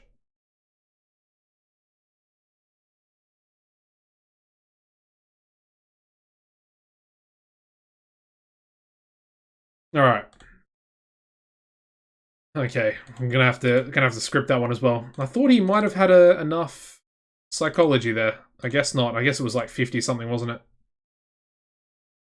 All right. So before that match, because Joshua Taylor is in his storyline with Aaron Andrews, so he's gonna cut an angle onto Aaron Andrews and essentially say that he's versing someone with the same level of talent tonight that Aaron Andrews possesses in his arsenal. Obviously, it doesn't really make sense considering he's a former champion. He's our last world champion before Wolf Hawkins. But either way, it's just Joshua Taylor being a bit of a dick and just, essentially doing heel things like he's currently supposed to. Alright, so up next, I think we want to do... Let's do Human Arsenal and Finley O'Faraday. Up to 31 popularity there. Nice, okay. Let's give 10 minutes on this one. We're going to have Oxford Road Agent. And this one's going to finish at draw. It's going to be open. It's going to be a decisive draw. And I want to have, I guess, double DQ finish.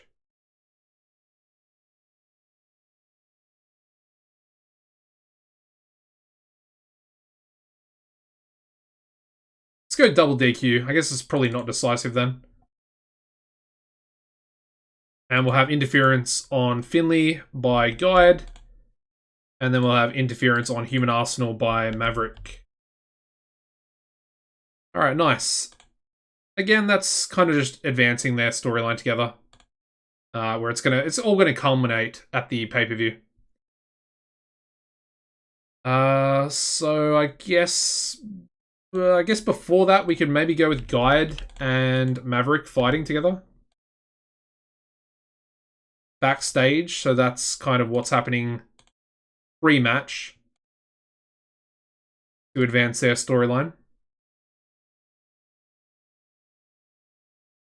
That can also be the Wild Brawl, because it's going to end in a DQ, so it makes sense. And I'm pretty happy with that. That storyline, like, it's been going for a while, but I feel like it's definitely... I mean, it was essentially just put together as a bit of a nothing match, but I feel like it's actually kind of turning into one of our most important storylines at the moment.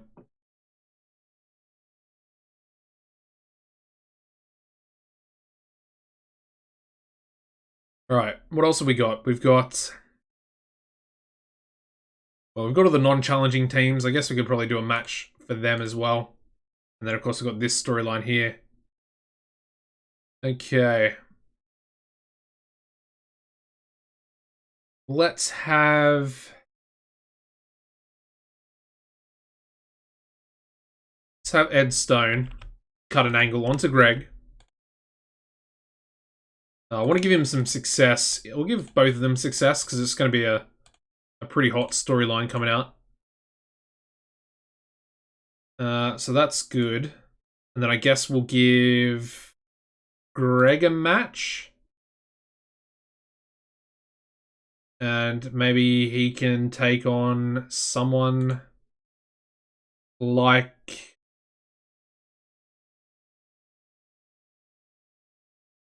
Marvel? Let's go Marvel, and what we'll do is we'll have Marvel try and get some revenge for Storm from last week.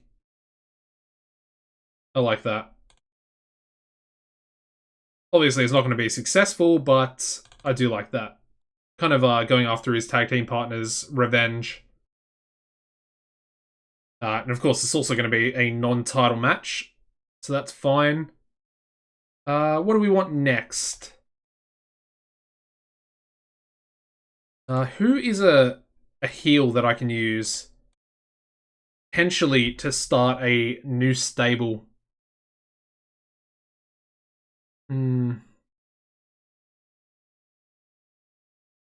Nobody really stands out, to be honest. We might need to sign somebody and then do that idea that I have going around in my head, you know?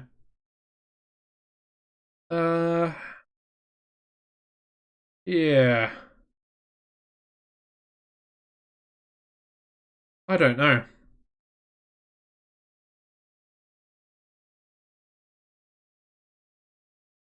Ooh, let's go with Dazzling Dave. And I guess he can take on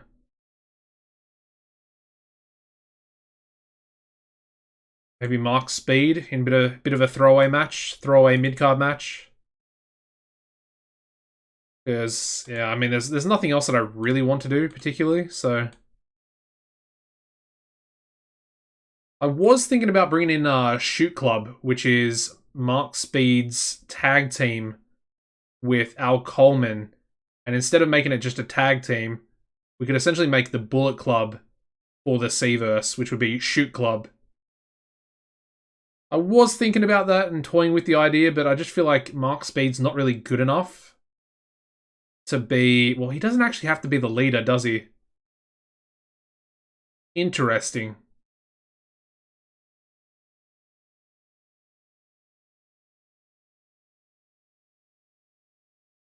Yeah, I'm kind of thinking about that now. That could be pretty good.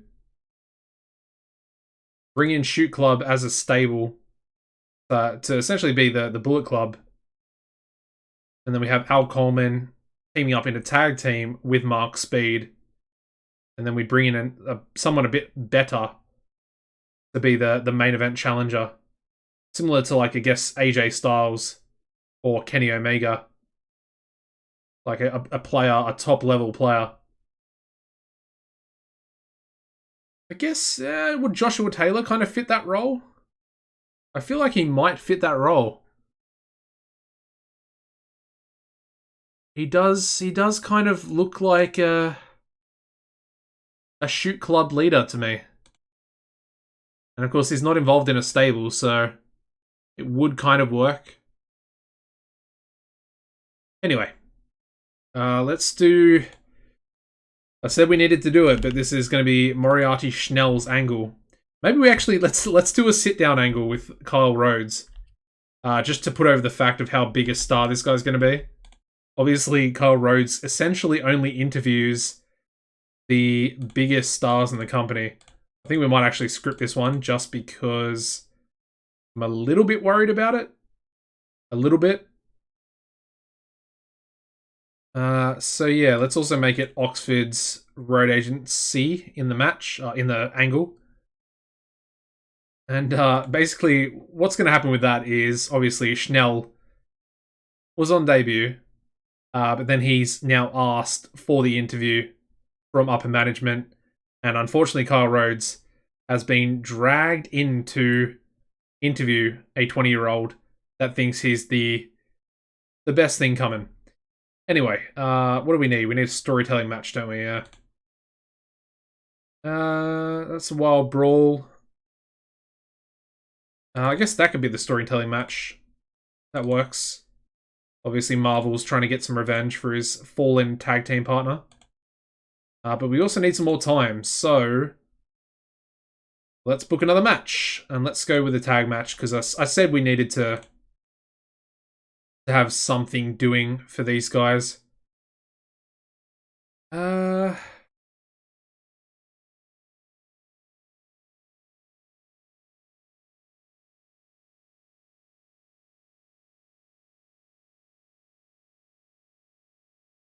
Maybe the Latino Kings versus the Puerto Rican boys?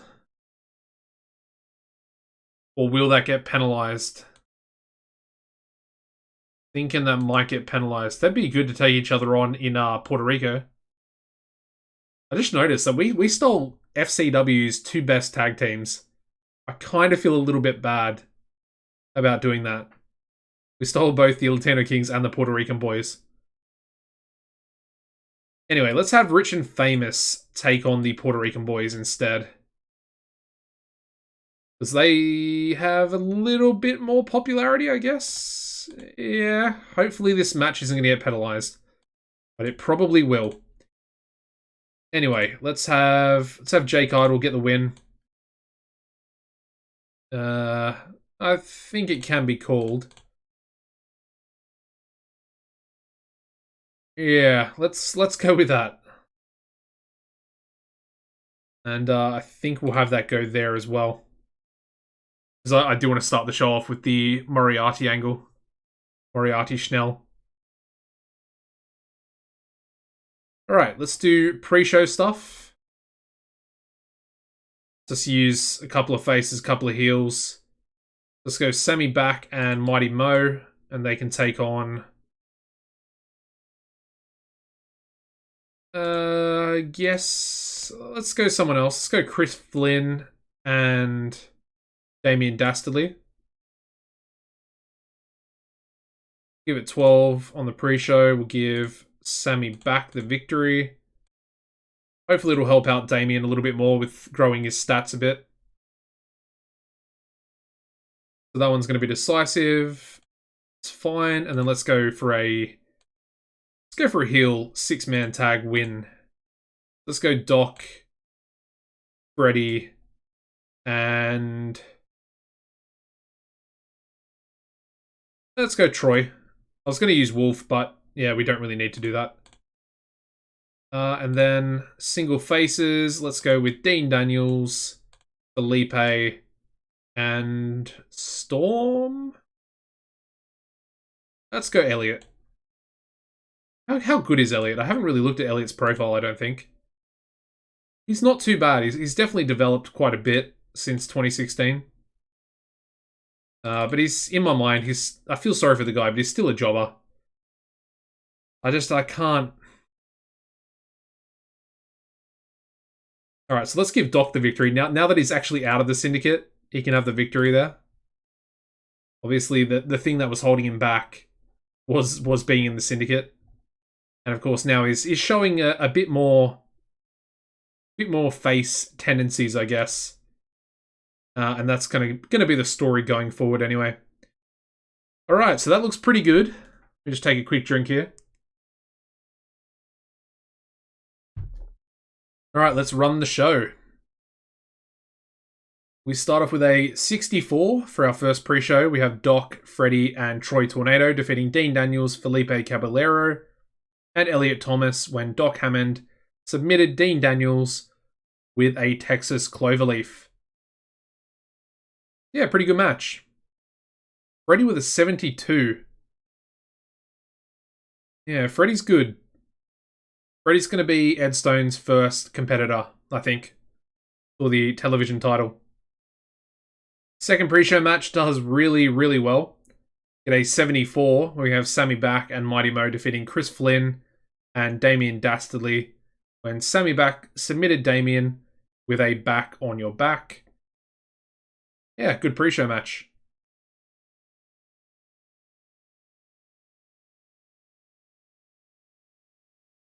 Alright, so we then go into a 53 rated angle, which is pretty good considering Schnell's obviously not over, but I mean, Kyle Rhodes, good entertainment skills. He's actually pretty over. I think he might be 70s now. But yeah, interviews, Moriarty Schnell, and Schnell is obviously putting himself over as the next big star in TCW, saying that last week he hung in the ring with the former world champion for 12 minutes. And, you know, Aaron Andrews only just beat him. Even though everybody essentially knows that Aaron Andrews was going to win that match. But, you know, I guess a little bit of credit due to Schnell for actually lasting 12 minutes. Yeah, we then go into a 43 rated match where we have Rich and Famous defeating the Puerto Rican boys in under 10 minutes when Jake Idol pinned Kid San Juan with a reality check. As you can see here, this is what I was afraid of. The fans were turned off by having a match outside of the pre-show between workers they don't have any investment in. So these guys, they're just not popular enough yet. Which is, you know, it's frustrating. It's frustrating because I was hoping that there might just be enough. But they're obviously not ready yet. We can get these guys over. We need to give them angles, because they'll gain popularity from that. Because they're already at 20, so they should be fine. These guys, on the other hand, not too sure what to do with them. Anyway, moving on. Go into a 65 rated match with Mark Speed defeating Dazzling Dave Diamond in just over 10 minutes by submission with a cross arm breaker. And we got Mark Speed with a 64 in-ring performance there. That's not too bad. Alright, we then go into a 69 rated angle for Ed Stone, of course, cutting his angle onto Greg Gage. And again, it's a pretty good angle because he gets himself over a little bit. And of course, he gains some success. Well, they both do. Because I guess people would be pretty invested into this television title match. You would have to think that Ed Stone is probably probably the toughest competitor Greg Gage has had as of yet. Well, in regards to our series here anyway. We then go into Greg's match, which also gets a 69, and he defeats Marvel Malloy in under 12 minutes by submission with a proton lock. So not as good as Storm's match, but still also it's pretty up there. How you going, Recent Wrestling? Good to see you, man. You gonna stream TEW 2020 for the first time in a few hours? Good on you, man. Watching me to get some ideas. Yeah. I feel like I have some good ideas. Yeah, I mean, at least one of my good ideas is going to be pretty fruitful at the pay-per-view. Anyway, we move into a 60 rated angle with Guide and Maverick fighting. Of course, their fight is essentially going to spill out into the next match as well. That match gets a 58, where we have Human Arsenal drawing with Finlay O'Faraday in 10:26 following a double disqualification. During the match, we also had Guide run in and attack O'Faraday, and Maverick also attack Arsenal. Again, just this whole storyline with these four guys. And obviously, some alliances between Finlay and Maverick, and of course, Human Arsenal and Guide. Which will be the big storyline that I've got going on at the moment, like I said earlier. Alright, moving into an 82 rated angle, we have Joshua Taylor essentially comparing former world champion Aaron Andrews to a local jobber. And of course, Joshua Taylor is in his squash match up next. It actually does pretty well, getting a 53. I thought it was going to be like a 35 or something like that. I suppose it is Taylor. We do have Joshua Taylor defeating Brady Prince, the 41-year-old jobber, in 5.5 minutes by submission with a proton lock. Yeah, it's a pretty good squash match. Let's have a look. Yeah, there we go. Segment rating got a bonus for a well-executed squash. Really? Joshua Taylor's in time decline. He's not that old. How old? He's like 37, isn't he? Oh no, that's got me worried. Ah, I've been trying to kind of push Joshua Taylor as well. Oh, okay, that's at least it's good to know. I should probably check for Sammy back as well. Anyway, moving on to a 73 rated Menace angle from the Behemoths. It's quite a bit lower than last week's angle. And of course, they're about to take a loss. Yeah. Alright, anyway.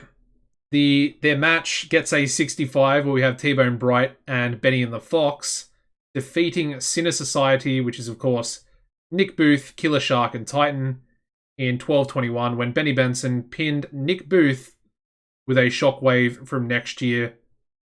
And of course, Nick Booth being the weak link in the match. Yeah, so kind of the first loss that we've seen for, I guess, Killer Shark. I think Titan did lose a singles match earlier as well. But yeah, Killer Shark, so far, this is the first loss for his record since we started booking. So yeah, it's not great, but we did keep him strong in the match anyway to try and maintain that 70 popularity that we got him to. So hopefully it's not going to be too bad. Anyway, we then go straight into the main event, and we get an 80 rated main event here, which I thought would be a little bit lower, considering it's Bart Biggins, but we do have Jay Cord defeating Bart in 1932 by pinfall with a cradle pile driver. And yeah, they also don't seem to click, so the negative chemistry here and the fact that we still got an 80, I'm pretty happy with that. That could have been a lot worse, in my opinion. And I mean, if they actually did click, or at least had, you know, neutral chemistry together, it might have been a pretty good match. Like 80, 82, 83, somewhere around there. That's not too bad. I'm happy with that. And then finally, we go into our final angle. Gets an 83 for our sort of three main guys that are in the world title storyline at the moment. And of course, Jay Cord is trying to implement himself into the title match at the pay-per-view between Sammy Back and Wolf Hawkins. But it is unsuccessful. Yeah. No luck. But we do have Sammy Back inventing a new catchphrase that will likely boost his ability on the microphone. That's nice. I like that. Let me go have a look down here in the dirt sheet for a second. For being short. Okay. We're learning. So, I guess having our major stars, we probably want longer angles. You know, which makes sense. I guess this could maybe be like a... Well, obviously 6-minute angle would be the obvious next step. But maybe we could do like 7 or 8 minutes as well. Yeah, I'm pretty happy with that anyway. 83 is not too bad. End the show. Not a great show. We did have a couple of 50s in there. And then, of course, we had this ugly-looking 43 on the show. So it's 3 points lower than our last 2 TV shows, which is not great, but still increasing our popularity in 7 regions in Canada. And it's still above our US popularity by 1 point. So we're not losing popularity with the TV show, which is perfect. We're still at 76 popularity. Heroin, how you going, man? Can you sign James Diaz and Dreadnought? I don't think I'm going to sign them. Not yet. Maybe Dreadnought in the future. But probably not James Diaz. Alright, so we've got Greg Gage with an opinion here. He's saying Elliot Thomas is pretty good in the ring. And I should push him. Like I said, I always see Elliot Thomas as a jobber for some reason. Anyway, the TV rating, it's again lower than last week's 3.03. And we've actually gone under the 2.3 million viewer mark. So that's not great. It's still over 3, which is fine, but you know, I was hoping that we would stay above 2.3 million. Yeah, I like Dreadnought because I feel like he could easily come in as a member of the Sinner Society, which is essentially our sort of big man stable, if I show you in here. As you can see, we've got Eddie Peak, obviously a pretty big dude. We've got the Behemoths in here as well. And then we've got a younger guy in Nick Booth, who, you know, is... Well, he's actually not that big. His menace is pretty low. I don't really like Nick Booth. I don't really like him being a part of this stable either. So we might actually change him out for Dreadnought at some stage as well. In the near future. I don't think Dreadnought's going to be stolen away by anyone. Especially not on a written deal. Alright, so what was I looking at? I was looking at... I wanted to look at Sammy Back. Because we want to check his microphone ability. Charisma. His charisma's gone down. That's not good. Maybe he is in time decline as well. Oh, that's a little bit frustrating. I'm a little bit scared about that actually. He is 41, so you would have to assume it's not going to be looking good for him. That's for sure. Okay, well, don't really think there's anything else I need to do, so let's get into the go home show. And I think for this main event, we want to have Wolf Hawkins take on Doc Hammond. I know it's going to be heel versus heel at the moment, but I mean, it kind of works pretty well. And Doc Hammond is essentially going to try and soften him up for his world title defense against Sammy Back. Who's this guy? Original Sinner. I might check him out because he might be an interesting part of my new stable that I was thinking about creating as well. The new stable that I'm thinking about has a very dark, ominous tone. And the leader, you'll probably be pretty surprised when I sign the leader. Because it's not going to be what you would typically imagine a leader of a stable of 3 dark men to be. Well, maybe you would, but I'm sure it'll be a little bit of a surprise to some of you guys anyway. Ugh, my voice is going.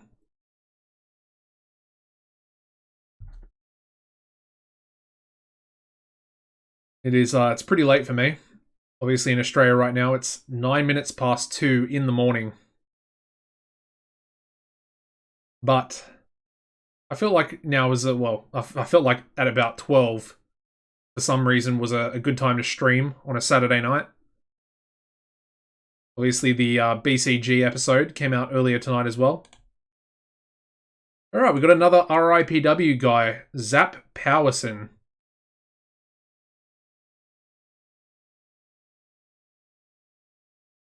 Look at this guy, man. What is going on? SWF have the best rookies in the world.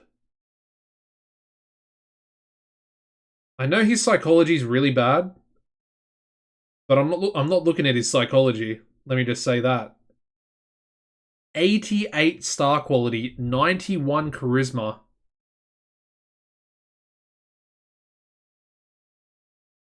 I mean, his name is pretty ridiculous. Zap Powerson. I kind of like his real name, Wally Ward. Although that kind of sounds like a bit comedy.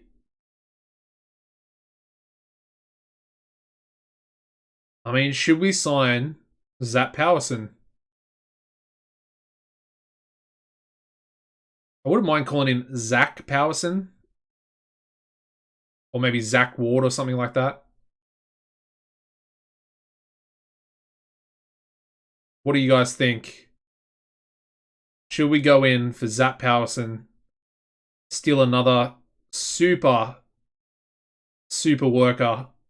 Well, future star anyway. Away from SWF. And he's an amazing babyface as well. This guy could be a future figurehead of the company. No, he's a long project. I love a long project, Jaren. I love them. I mean, he could be the nemesis to Moriarty Schnell. I don't know. I'm leaning towards signing him. I mean, at a minimum, we could put him into developmental.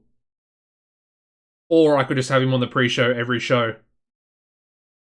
Which is what I probably would do at this point.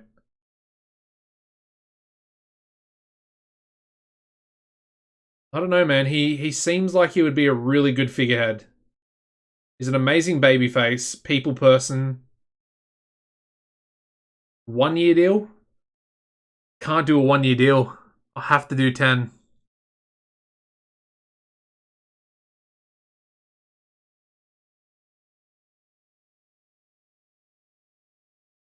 See how much he progresses. Yeah, like that seems like the smart thing to do.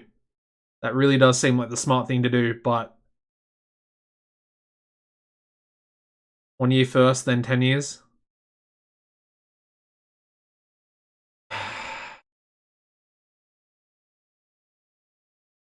The thing is, I just don't see any way he doesn't really fit TCW. Yeah, I mean, you're probably right with the hardcore there. But I want a figurehead, and the guys we have now, no one's can essentially be the figurehead. Not like this guy. And I know I'm probably talking, figurehead in 5 years, but he's a B plus Rocky Golden at best after 10 years. Yeah. I mean, I guess it probably depends how I develop him. I think he'd probably be better off staying on the main roster if I'm going to try and develop him to the best of my ability. And literally just have him in every pre-show.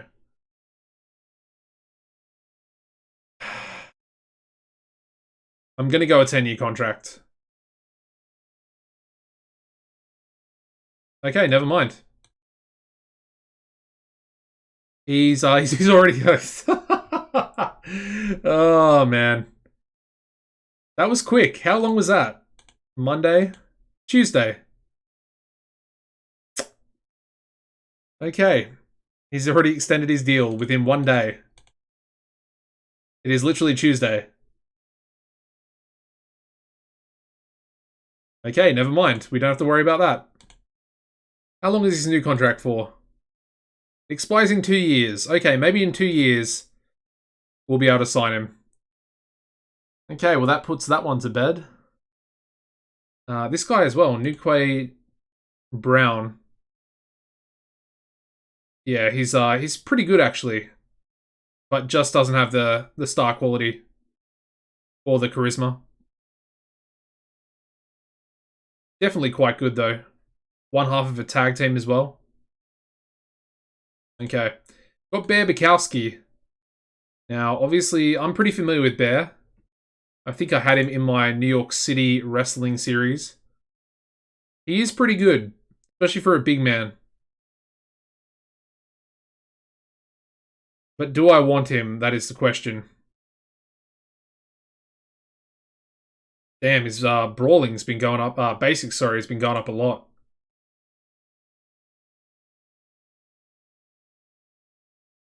The thing is, I don't think we need any more heals at the moment.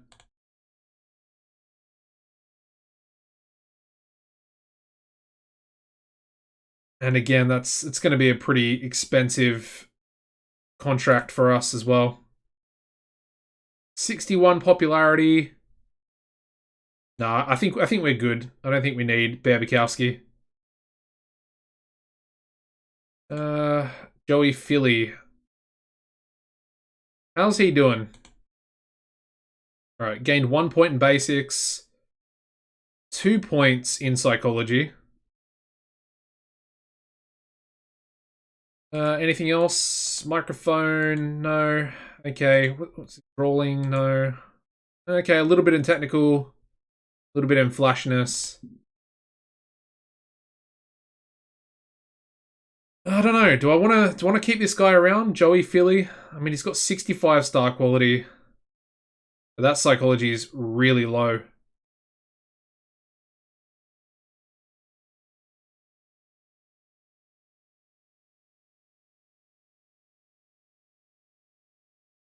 Yeah, I don't know about Joey Philly. How much is he on? 2,200.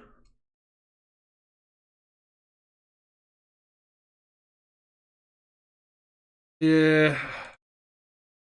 What do you guys think? Re-sign Joey Philly or let him go? I'm kind of leaning towards let him go. Our developmental is actually full at the moment, so letting him go could be beneficial. I think for now, let's just let him go. Let's let him go. He doesn't really have too much upside to him. Scott B Gaming, how you going, man? Good to see you. Alright, let's get into the go-home show. Okay, backstage incident. Wrestlers caught with Ed Stone. Small positive impact. Perfect. Alright, once again, I mean, we're up to a 40 economy now, and the wrestling industry is starting to get there, up to a 28. Almost expecting 10,000, which would be a sellout. TCW is always your favorite C-verse promotion to book. I would say TCW is my second favorite. And my first favorite is BCG, which I'm currently doing a series on my YouTube channel with. And I'm enjoying that, but I feel like I'm kind of enjoying this more. I think it's just the fact that with the YouTube series, you've seen some of the series? Yeah. Cheers, man. I appreciate it. I don't know, it's just the constant booking and being able to actually play the game for an extended period of time. Whereas, you know, for the YouTube videos, you have to render the video, you have to upload it, and essentially I'm doing that every day, or every other day at least. And you know, the progress is kind of just stop, start, stop, start. And this, I just get to play for essentially however long I want, really.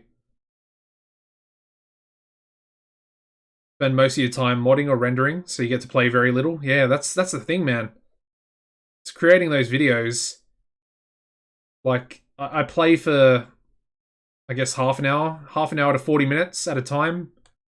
Book 2 shows, and then, yeah, that's pretty much it. Don't get me wrong, I'm still enjoying the series with BCG, but it's just very stop-start. Anyway, so Doc Hammond is going to be taking on Wolf Hawkins for the main event, like I said. Can Doc get a victory? Unfortunately, no, he can't. But he does do some pretty good damage to our boy and our world champion, Wolf Hawkins. And of course, it is going to be heel versus heel. But of course, Doc is about to become a face fairly soon. I think with that, let's do an angle with Doc and Wolf.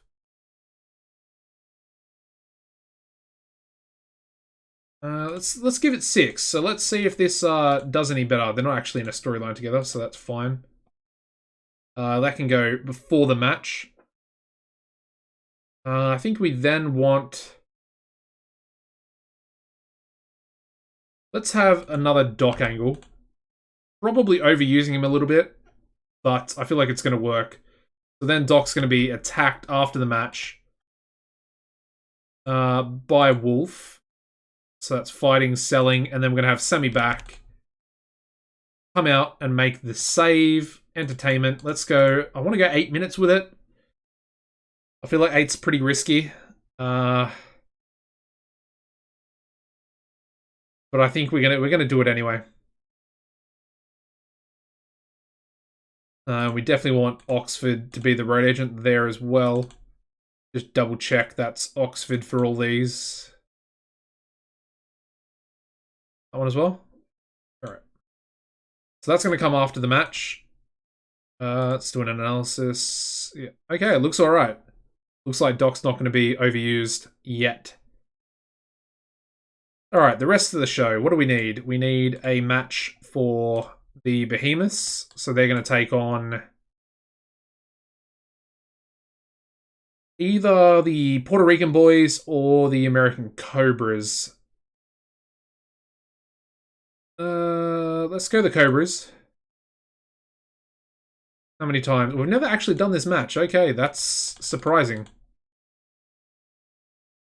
Not a pre-show. What am I doing? The Killer Shark going to get the win there. And is going to be a good match, I think. That should be solid.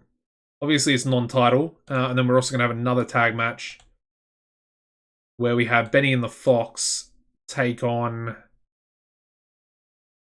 probably the Latino Kings, but I feel like we've done... Oh, we only did it on the pre-show. Okay.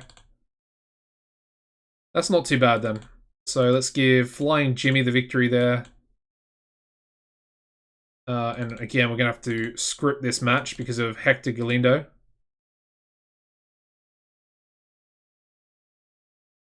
Alright, so that looks pretty good. Let's do angles for Killer Shark and Titan.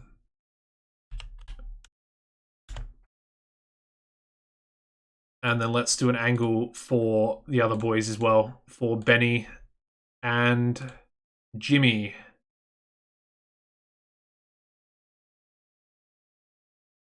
I think let's make Oxford the road agent. Just because I think it'll be a little bit better. So that'll go before their match, and then we'll have the other angle for Benny Benson and Flying Jimmy Fox. We'll give them a bit of success there as well. And advance the storyline again. Okay. I do think I want like a match in between that as well. What have we got?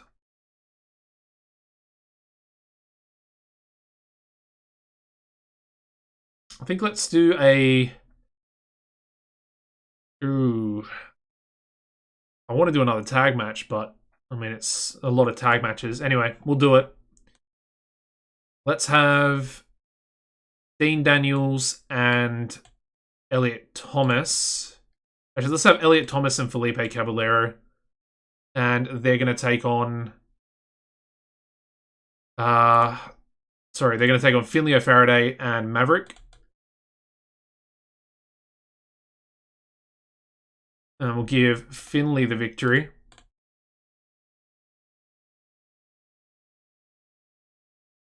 And then after that match, we're going to have a brawl erupt with all 4 members. So let's go Finley, Maverick, Guide, and Human Arsenal. So they're all fighting. I guess the other guys come out to the ring after the match. Let's give some success to everybody, because it's pretty much going to be the end of the storyline at the pay-per-view. So it'd be nice for them to run it out on a bit of a high, a bit of momentum going.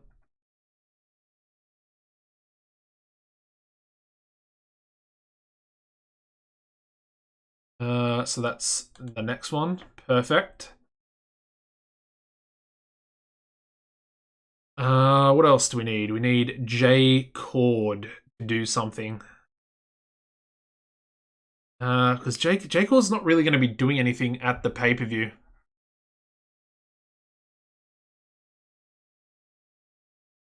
He's going to be pissed, obviously, because he's not going to be involved for the in the main event for the world title.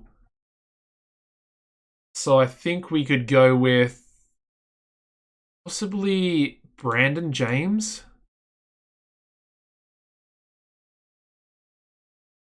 Man, they really jobbed him out before he left the SWF. That kind of sucks.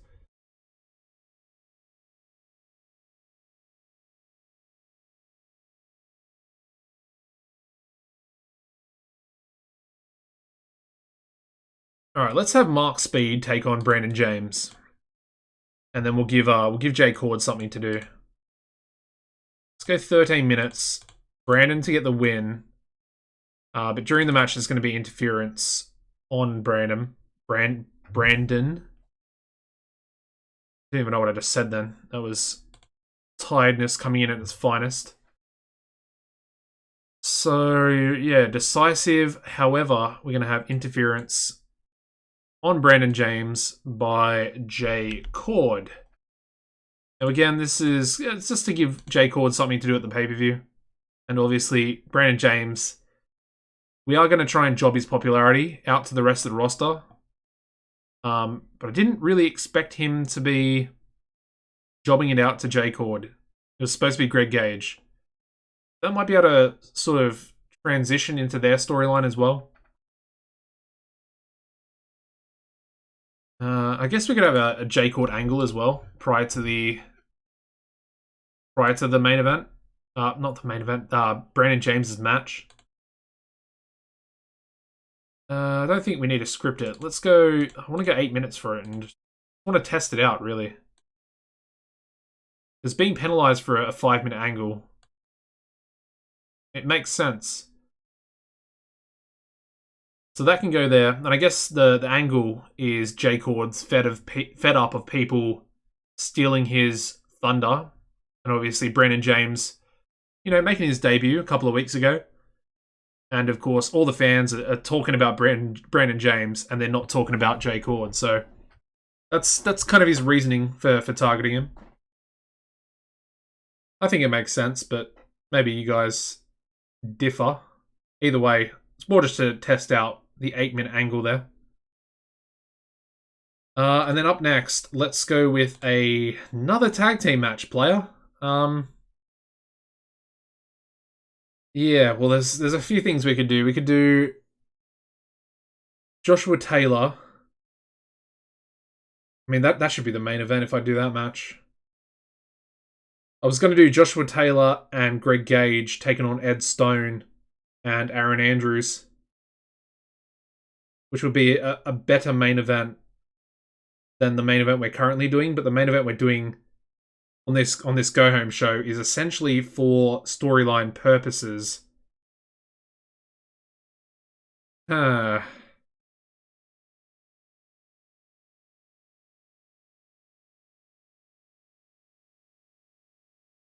Yeah, I'm not sure.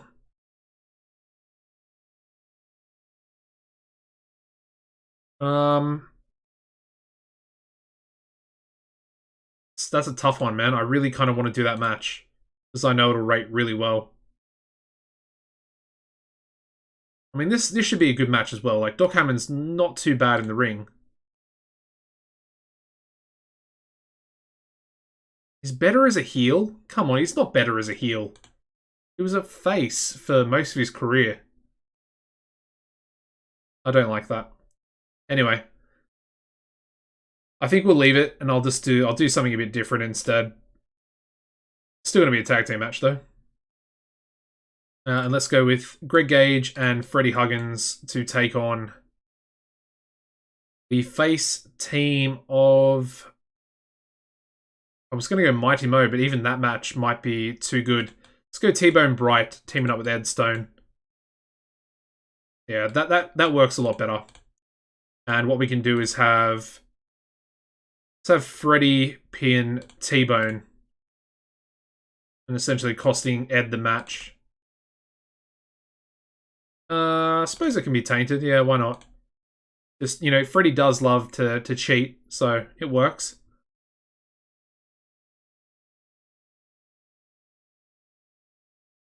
Once again, T-Bone cannot call a match. I keep forgetting that every single time I book him. That can also be the storytelling match, I guess. Yeah, it doesn't really matter. We also need a Wild Brawl, which I guess can be this match. I mean, it really doesn't matter. Oh no, it would make more sense for that one to be it. Yeah, let me change that. Because I think this match will do better than this match here. So, Wild Brawl. Alright, there we go. Alright. That looks pretty good. I might swap this angle with... Let's move that up. Let's move that up as well. Yeah, that looks a lot better. I like it. Alright, what do we got? We've got Finley O'Faraday being overused. Drop that down to 8 minutes. And we have Robert Oxford doing too much as well. He's not even doing that match. Okay. So he's not doing that match either. I guess we can just take him off this one. And that sorts out our problem. Perfect. Alright, next we want a pre-show match for our boy Moriarty Schnell And he can take on Kid San Juan. How long can he go for? Does he have good stamina? Oh, he does. 74. Perfect. Let's go 12. It doesn't really matter who the road agent is. And we'll have Schnell get the victory. He's going to be winning these pre-show matches. And we are essentially going to be trying to push him to the moon. I want to have a look at his popularity as well. He gained a little bit of popularity. He gained a lot of popularity. Just from the match against Aaron Andrews and then the promo on last week's show, the interview angle. He's gone from a 0 in the Mid-South up to a 15. And he's got popularity in Canada now as well. Okay. Like I said, probably not going to take too long for him to get about 40 popularity if we keep using him keep doing angles with him on shows. I don't think he'll wrestle at the pay-per-view because it doesn't really make sense for him to do that. And I don't really want him to lose. So I think we'll... Do I want to give him an angle on the pay-per-view?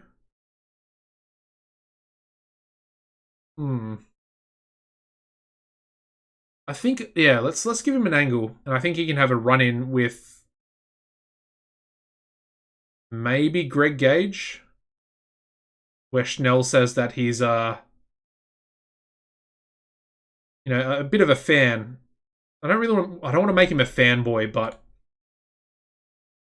I guess we can make him a bit of a fan of Greg Gage, and says that he will eventually follow in his footsteps or something. Something like that could be pretty cool. And obviously Greg Gage is going to help him out in the angle as well. I need a script. There we go. Alright, so there's Moriarty's match. And then I guess we can just do a couple more pre-shows. You can have Aaron Andrews and Sammy back take on... let's go with Rich and Famous. That'd be good for them, for those boys. I mean, that's going to be a pretty good match as well. So let's have Andrews get the win. I feel like that match could essentially beat any of the main match cards. Main card matches.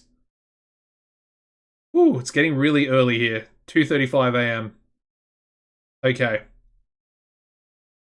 I guess let's do a heel tag match on the pre-show as well. Let's do a 6-man. Who have we got? We've got Jay Cord, Joshua Taylor, and let's go with Roderick Remus, who we haven't really used much. Or should I go Damien Dastardly? Let's go Dastardly instead. I feel like Dastardly is probably going to be bigger star than Remus. We should probably use Remus as well. He'd be really good for the mid-card feud that we got going on. Okay, so faces. Let's go with, I guess, Bart, Dave Diamond, and Tanner. Yeah, I mean, it doesn't really matter. Get Tanner in there. He can take a loss. Let's give the victory to Jay Cord. Simple. Kind of wanted to kind of give it to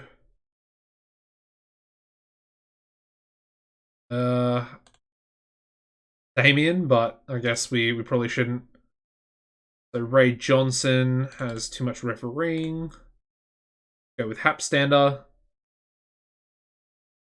And then we'll move that up there as well. Okay, that looks pretty good. Go home show. Let's do it.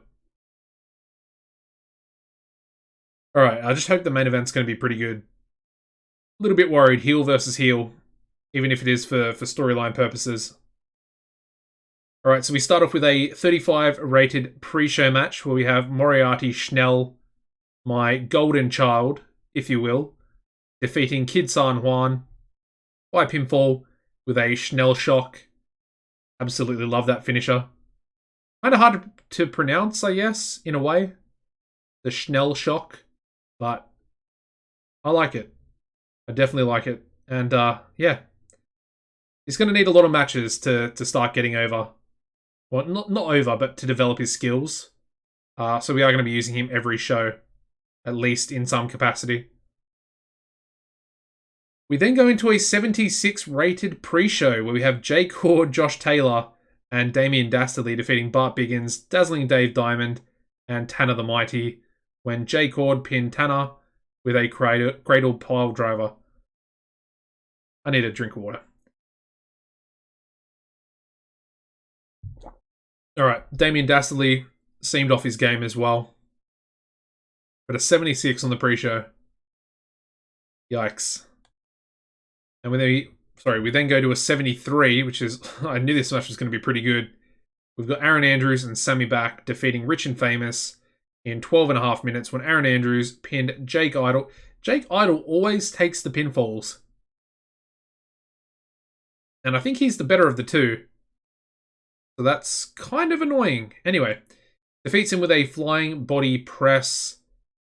And then, of course, they have great chemistry and have the tag team specialist bonus as well. And Jackpot Jordan getting better at his gimmick. So that's going to be pretty beneficial once we push these guys properly into the tag division. All right. Whoa, J-Cord. Okay, J-Cord. A 100 rated angle. Yeah, 100, our first 100 of the series. I know it's only an angle, but still. Not really surprised that it's J-Cord either. I really like J-Cord. He is very, very talented. Not only is it a 100, but we have probably the worst announced team possible for a company of our size. Yeah, I mean, we've got 74 announcing, 73 color commentary, and a 70 color commentary there as well.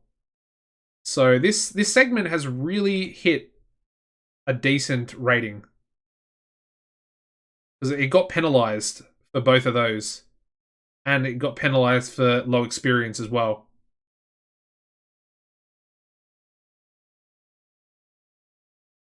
Yeah, being good to start the show. You're not wrong there. You're not wrong there. 100, I guess it would be an A-star. I miss the grades, man. So one thing I miss. I wish we could just have a little grade after it. Just a little A there. A-star. That would be perfect. Anyway. Moving on to a 72 rated match. We have Brandon James defeating Mark Speed in just under 13 minutes by pinfall with a big money move. During the match, we also had J-Cord run in and attack James, thus starting their match. Well, I guess it books their match for them at the pay-per-view. We then go straight into a 79 rated match. Wasn't expecting this one to be that good. And we've got Greg Gage and Freddie Huggins defeating Ed Stone and T-Bone Bright when Freddie Huggins pinned T-Bone with a Huggins kiss after Laura Catherine Huggins interfered. That's a good finish to the match. Pretty sure that's his wife and manager, so played pretty well. And of course, he did cheat to win, so it was a tainted victory. But a 79, man, that's... I mean, obviously these two guys are really good, and then Ed Stone's quite good as well. Despite having a lower in-ring performance than T-Bone. Strange. Anyway, moving on to a 60 rated angle where we have the number one contenders. And unfortunately, I didn't script them, so that's a little bit frustrating. Oh, it's his sister? Yikes, I shouldn't have called... Yeah, that's awkward. That's an awkward one. I just called his sister his wife. Anyway, IWGP fan, how you going, man? Good to see you. Welcome to the stream. Yeah, definitely should have made sure I scripted both these guys. A 60 is not too bad. I mean, they're only the number one contenders. It doesn't matter too much. Their tag team match, their sort of tune-up match for the pay-per-view, gets a 61. Where we have Benny and the Fox defeating the Latino Kings in just under 10 minutes when Flying Jimmy Fox pinned Hector Galindo with a Flying Fox. And we had both members of the Latino Kings off their game. So, yeah, okay. Anyway, moving on to another 62 rated, sorry, another tag team match that gets rated at a 62. And we have Finley O'Faraday and Maverick defeating Felipe Caballero and Elliot Thomas in just over 8 minutes when Finley O'Faraday pinned Elliot with an atomic spinebuster. Yeah, it's just a good match to get Finley a win and to hopefully give them a bit of momentum going into the pay-per-view. They do have probably the most intense storyline in relation to the whole company at the moment.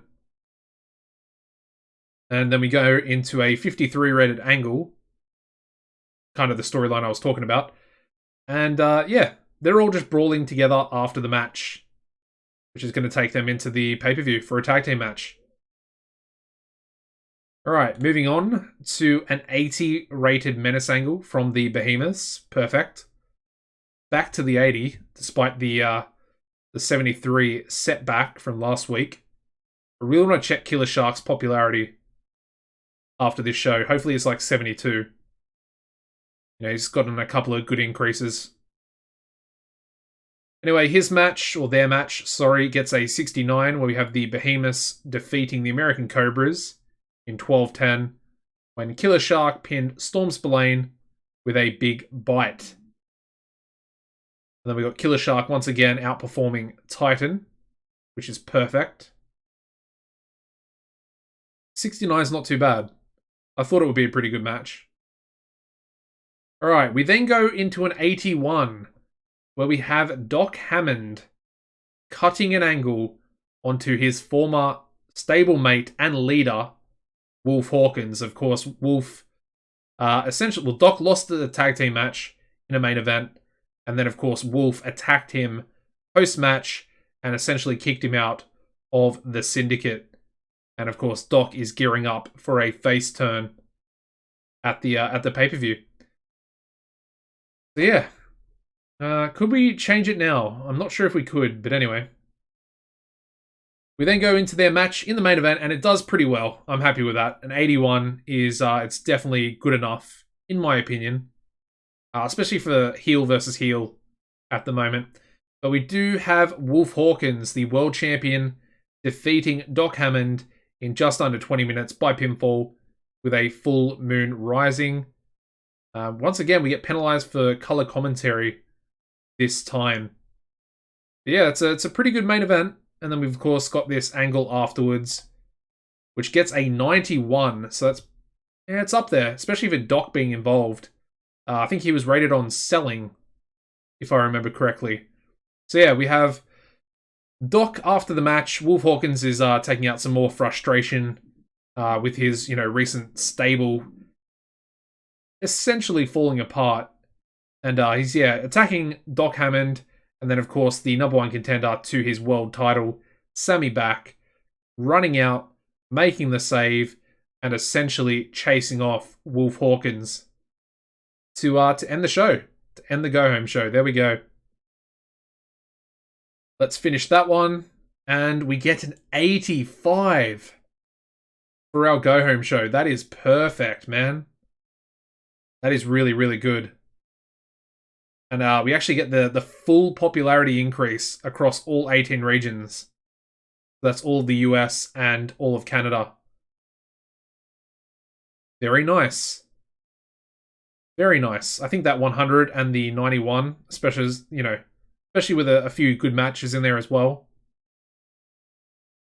I think the 85 is probably going to be enough to beat the SWF, to beat Supreme TV. We'll take a look. But I think it should be enough.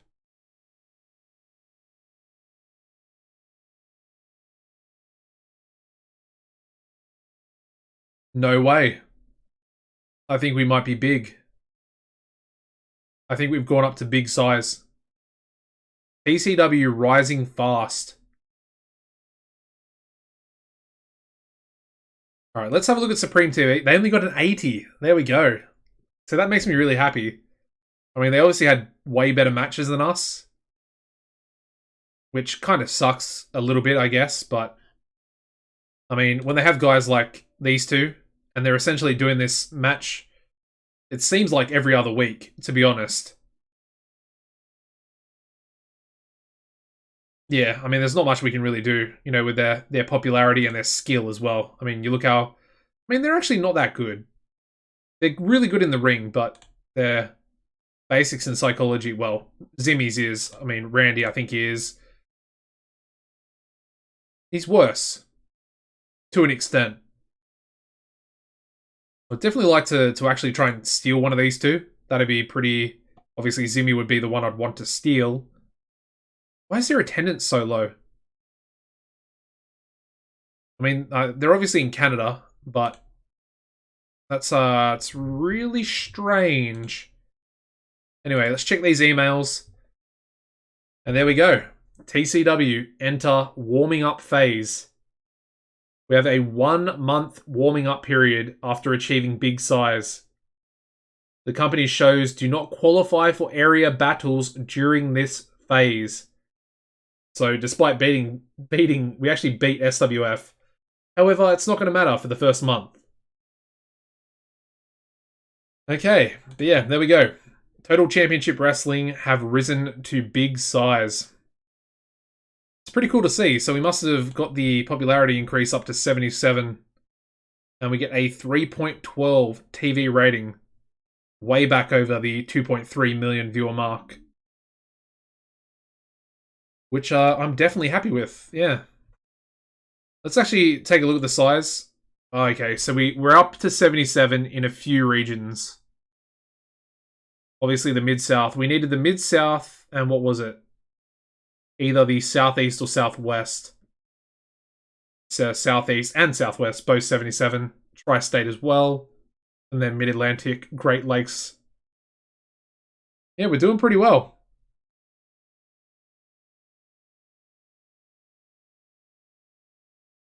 Alrighty. What else do we need to check? I wanted to check some popularity before we go into the pay-per-view. Yeah, Aaron Andrews, it's a weird one. Obviously, started off on 82 as the world champ. We then had a couple of title defenses, or one? No, two. He had two title defenses. Lost the title, and I guess now he's just starting to come back up this month. So that's not too bad. But let's go to my boy, Killer Shark. Alright, so he's up to a 71 in the Mid-Atlantic. But he is up to 70s in a few more regions than he was when we started the live stream tonight. So, or today for you guys around the world. So he's not doing too badly. Anyone else I should probably check? Maybe Greg. 62. I think he was about the same. Yeah, so he was 62 there, and then lost a bit due to a loss he had. Jay Cord has definitely gone up. He's got a couple of 79s in there and some 78s. A lot of 78s. That 100 A-star, that 100 rated promo. I'm gonna keep saying A-star for quite some time. But yeah, he's with that 100. That's definitely doing him a world of good. And I might just give him another 8-minute angle to see if he'll get another 100 before his match with Brandon James. Anyway, let's advance to the pay-per-view. I'm looking forward to booking it, man. This is going to be a good pay-per-view. I have to make sure that I book it properly and that we cool the crowd down before bringing them back up for the main event. Because, that was our problem with the last pay-per-view when our triple threat world title match, which should have been like a 90 plus rated match, ended up being a 76. I really don't want that to happen again. Who's that guy? Sebastian Koller. How good is he? Rock and Roller Sebastian Koller. That's a pretty sick name. That's a very sick name.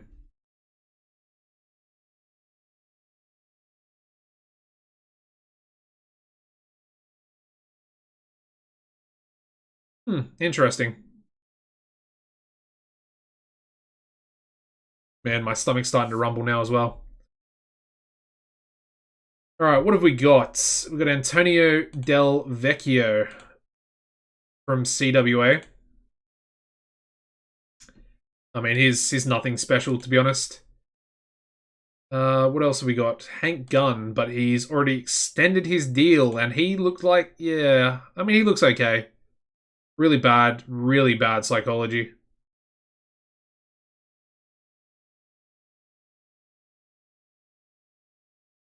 We got Mark Raisin. Yeah, not a fan. Not a fan of him either.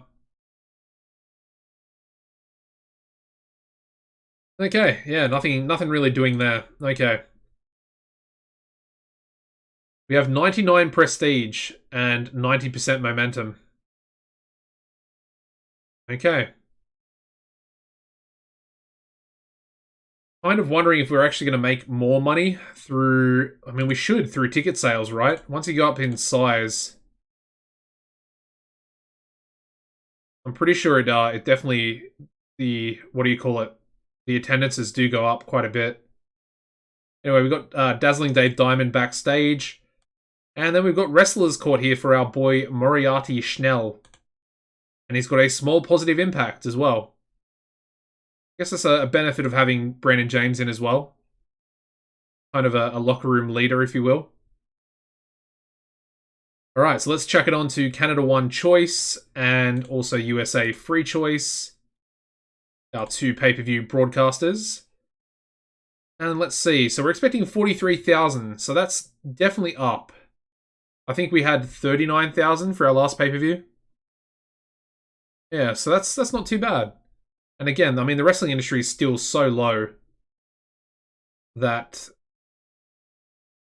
you know, once that goes up a little bit more as well, both of them, when they go up, going to be more fans, and then obviously the finances will be a little bit better, more sponsorship money, and probably more broadcasting as well.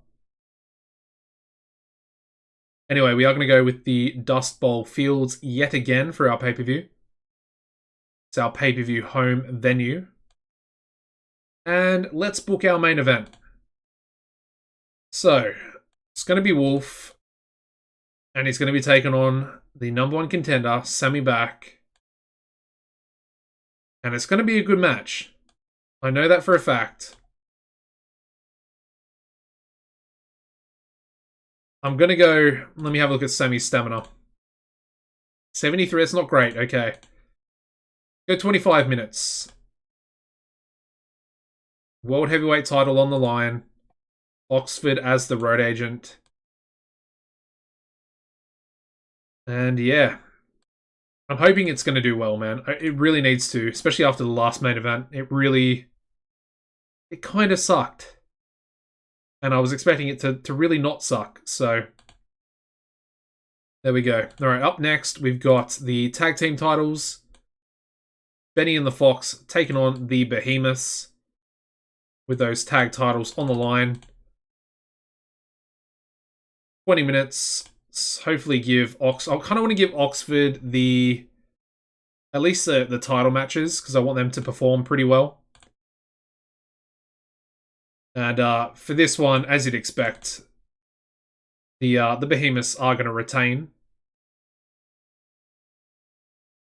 Yeah, Benny and the Fox not going to be the team to dethrone the Giant champions. So let's also go with the next match, which I want. I guess we'll just book the Greg Gage match. It's pretty easy. And yeah, most of you know the result to this match. But for those of you that don't, Greg Gage has 14 title defenses for the television title. However, tonight he is going to lose that title belt in the hopes for pretty much for better things to come, is what I'm going for. It's going to be decisive. I am going to keep him strong, though. I don't really want him to lose any popularity. So there we go. And new. Up next, we've got the tag match. We've got Alex Pires. How you going, man? Thank you for following the channel. Appreciate it very much. And if you've just come in, you've come in for a pretty good time. We've just gone up a size. We've gone from medium to big size. We hit 77 popularity in enough regions. And we are currently booking Where Angels Fear to Tread. And yeah. Got some, a couple of good storylines. Do you have wrestling DVDs? No. I don't have any wrestling DVDs. However, when I was a bit younger, so probably about 12 years ago, I used to have a local video shop, a video store. I think it was, I guess you'd probably be familiar with Blockbuster. But here in Australia, I'm not sure if you have it in like Canada, the US, or the UK. We had a thing called Video Easy, and it was the same thing as Blockbuster. We also had Blockbuster as well.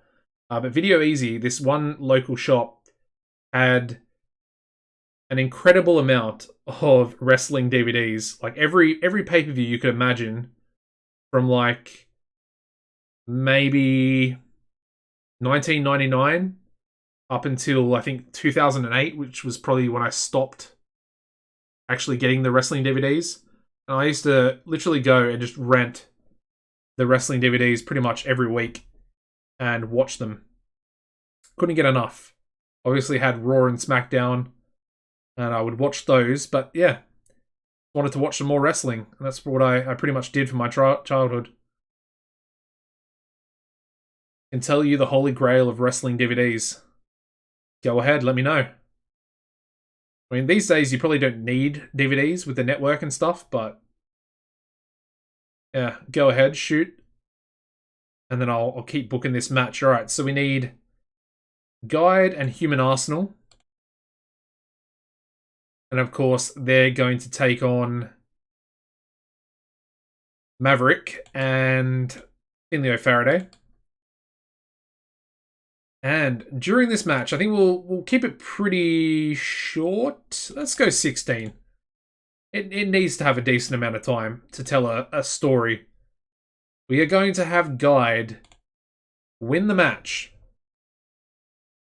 And during this match, we are going to have an interference onto Maverick by, you guessed it, Doc Hammond. And essentially, Doc is going to turn face. So let me have a look. Can we actually do any turns here? I think we can.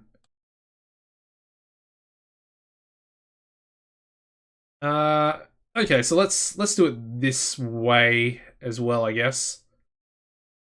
So I guess Maverick will be attacked by Doc.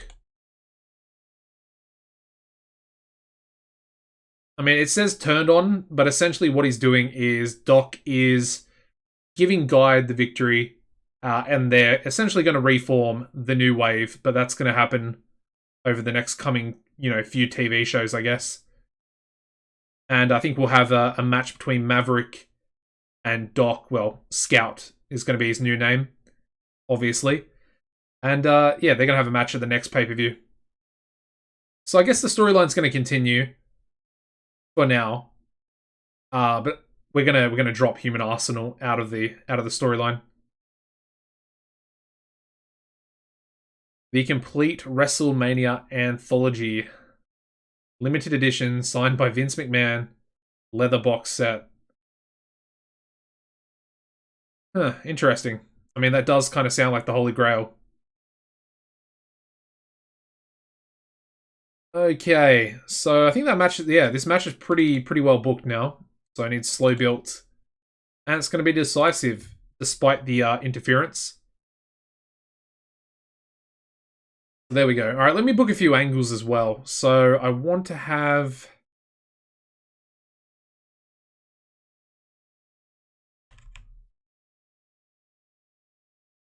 Let's have a Sammy angle for 8 minutes. We'll see how well that does. by himself. And then we're going to have a Wolf angle as well. By himself after the match, though. Obviously, he's basically gonna cut a promo to the crowd, the 43,000 people that are going to be in attendance, and say, "I'm still your world champion." And you know, an old guy like Sammy Back is not going to be the one to take the belt away from me. I guess let's just go with another menace angle here for Killer Shark and Titan.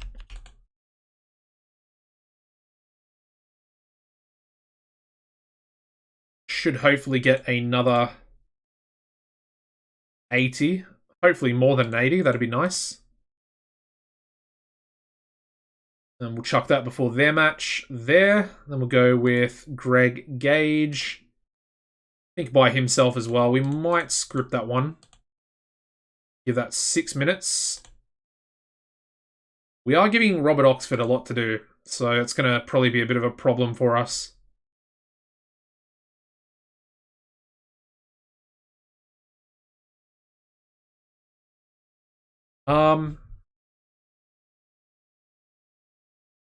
What else do we got? We've got Joshua Taylor and Aaron Andrews. I am going to need a match to bring the crowd down, so we might use that other match with Maverick and Finley to cool the crowd. We also need a wild brawl, although we can probably do that in the pre-show. All right, so Aaron Andrews and Joshua Taylor. We'll just give this one 20. I want Oxford to road agent this one as well. And I think we'll give Andrews the victory, and he'll essentially become the new #1 contender as well.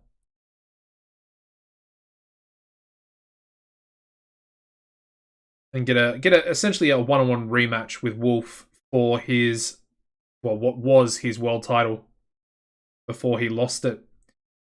So with that, let's do an Aaron Andrews angle as well. I think we'll script it. We'll just give it 6. I guess we'll go Joel Bryant for that one as well. All right, so I think I want to change this match with this match here, and we will calm the crowd. Yeah.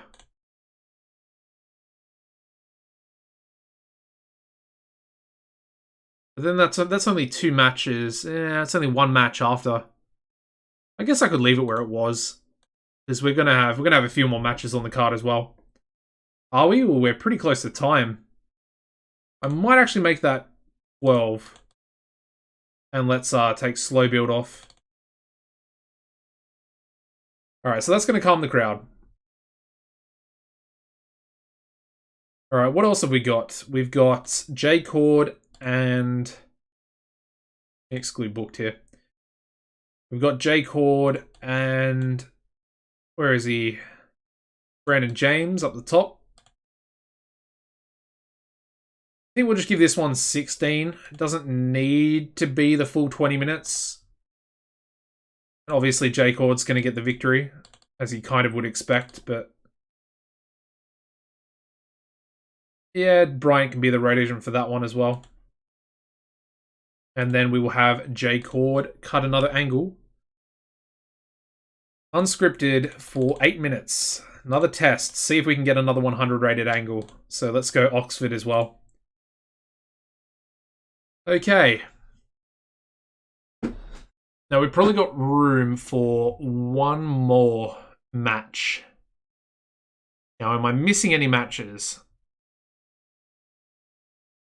No, I think we've done everything. Obviously, these two, they're not really pay-per-view storylines. They're kind of more TV storylines, but...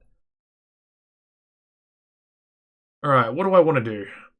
Eddie Peak could have a match. Of course, he's only available for pay-per-views, so... Maybe we just have an Eddie Peak match?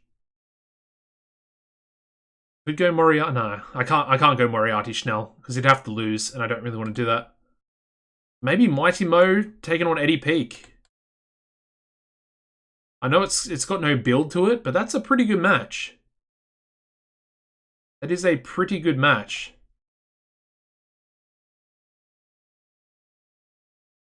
I mean, I like it. Ooh. Excuse me. And I think we'll give it to Mighty Mo, because we do need to bring some faces up. Especially with a heel world champion as well. So that'll be slow build, and that'll be decisive. I'm not sure if Eddie Peak's going to take the loss, though. I suppose it's only 3 points difference in popularity. And he takes it, okay. It's being badly overloaded, okay.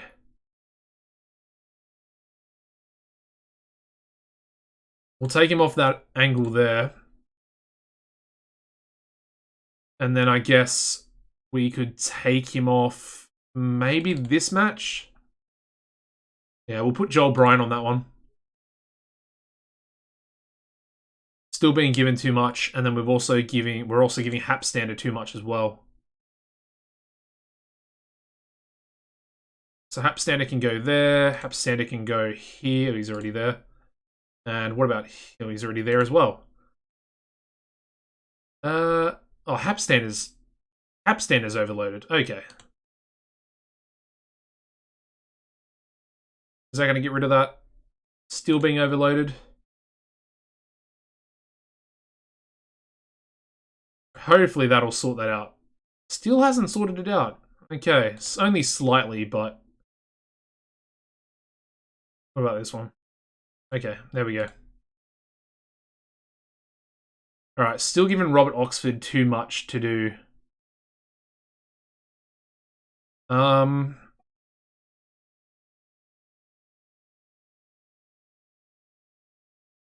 He's not even road agenting that one, is he? I guess he doesn't need to be the road agent for the behemoths. We can just have Bryant do that one as well. Still being given too much to do, man. That's pretty frustrating, as he's our best road agent. Let me have a look at Joel Bryant for a second, because I think Bryant's got pretty good psychology as well. 86, yeah. I mean, it's only what, like 5 or 6 points lower.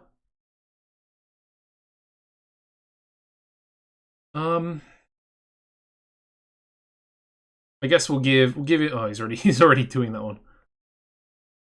Yikes. I guess we'll give him this. He's doing that one as well? Oh my god.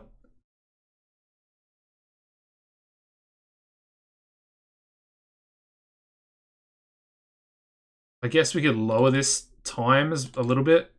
Is that going to change anything? What if I take it down to 16 minutes? It's still not working. I guess I'll put it back at 20. That's just a bit silly to lower that match by 4 minutes for no reason. Anyway, we can do one more angle. So I think I want to just give maybe Mighty Mo a quick 5-minute angle for himself. Just so he can try and get himself over. Non-scripted. And we'll have Brent Hill be the road agent for that. And that is how we will run our pay-per-view. However, let's do some pre-show matches. So, I want to have Dean Daniels taking on our boy, the Golden Child, Moriarty Schnell. Hopefully, obviously, Dean Daniels is quite good, as you can see with his psychology and basics. So, I'm looking for that to rub off onto Moriarty. Hopefully a little bit of popularity as well, although it is only on the pre-show. So, we want to give that 12. Let's give Brent Hill the road agent. And again, yeah, forget, we cannot call the match because of Moriarty and his low psychology, but it's going to get up there. It's definitely going to get up there. Alright, up next, we'll go with a tag team match for the Cobras, and they can take on the Elite. Should be a pretty good tag match. And I think we'll give the Cobras the victory. Of course, Storm Spillane pretty impressive in that loss to Greg Gage on TV. Let's give them... Okay, maybe we won't do that. Okay, let's give the Elite the victory. Eddie Chandler. There we go. Okay, never mind. I never said anything on the pre-show. Suppose we can make that the Wild Brawl. I guess we'll make that storytelling. We'll put that there. And then we do need a Wild Brawl match. So let's go tag match. Let's have... I suppose we could have maybe the Latino Kings, probably better. Yeah, let's go with the Latino Kings. And they can take on Dazzling Dave Diamond and Tanner the Mighty. That'll be our Wild Brawl. So we'll do 10 minutes on that one. And let's have Tanner pick up the victory. Wild Brawl. And that's going to be open and decisive. Man, Hector. Got to get that psychology up, brother. And I need to make sure I put it on the pre-show. Alright. We have 20 minutes of pre-show time left. So let me book one last pre-show match. And I guess we'll try and use some more of the, I guess, the bigger guys up the card. So let's go with T-Bone, Bart Biggins, and Daryl Devine to take on... I guess we can use Doc because... do I want Doc? Maybe we don't use Doc. Let's have Mark Speed, Troy Tornado, and... Freddie... Let's go Roderick. And I guess let's give this 17 minutes on the pre-show. And let's have Johnson referee as well. And I guess we'll give the victory to Mark Speed in case I do decide to do the Shoot Club stable eventually. Because he'll need some momentum if we decide to do that. So yeah, that one's going to be slow built because it's going to go for 19 or 17. Yeah, 17. And okay, bloody T-Bone again. All right, I gotta really get the psychology of these guys down pat because I'm doing it every single time. What are our problems? Ray Johnson is now being overloaded. Okay.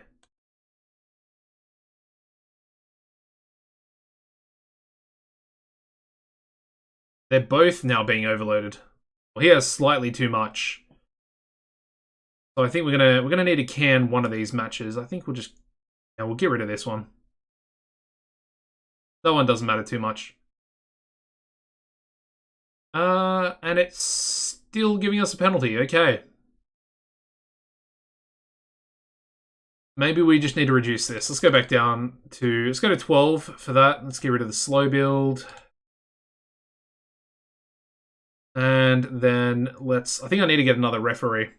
I think that's a bit of a problem for our pay-per-views. I might just get a referee on a per appearance deal. Probably one that's not very good. To essentially just do our pre-show matches and stuff like that. So we don't have to worry about this, slight penalties that we could be getting. So who it is? It's Ray Johnson with too much to do. Let me lower that down to 12. And let's lower that down to 8. And that doesn't even do anything. Okay. We also don't have a storytelling match either. Which I guess could be this one. I thought I made that storytelling, did I not?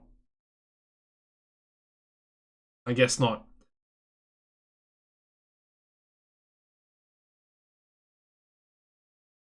Yeah, so we really need to fix this Ray Johnson thing. Otherwise, we're going to be in some trouble. Alright. You know what I might do? Please be a local referee.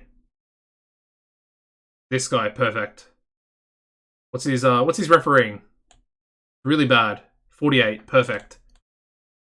Alright, you're coming in. He's a heel referee? Okay, you can be a heel ref. Alright, there we go. Local worker signing, 1 night only. And now this guy can take all of these matches here. Thank you, Clinton. I appreciate you.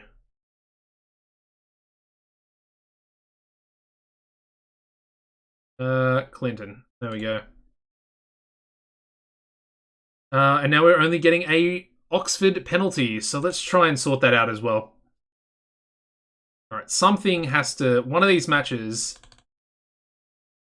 That one's already Bryant. Alright. What about this one? I mean, kind of want Oxford to do that one, because it could be a good match. So his angle is Bryant.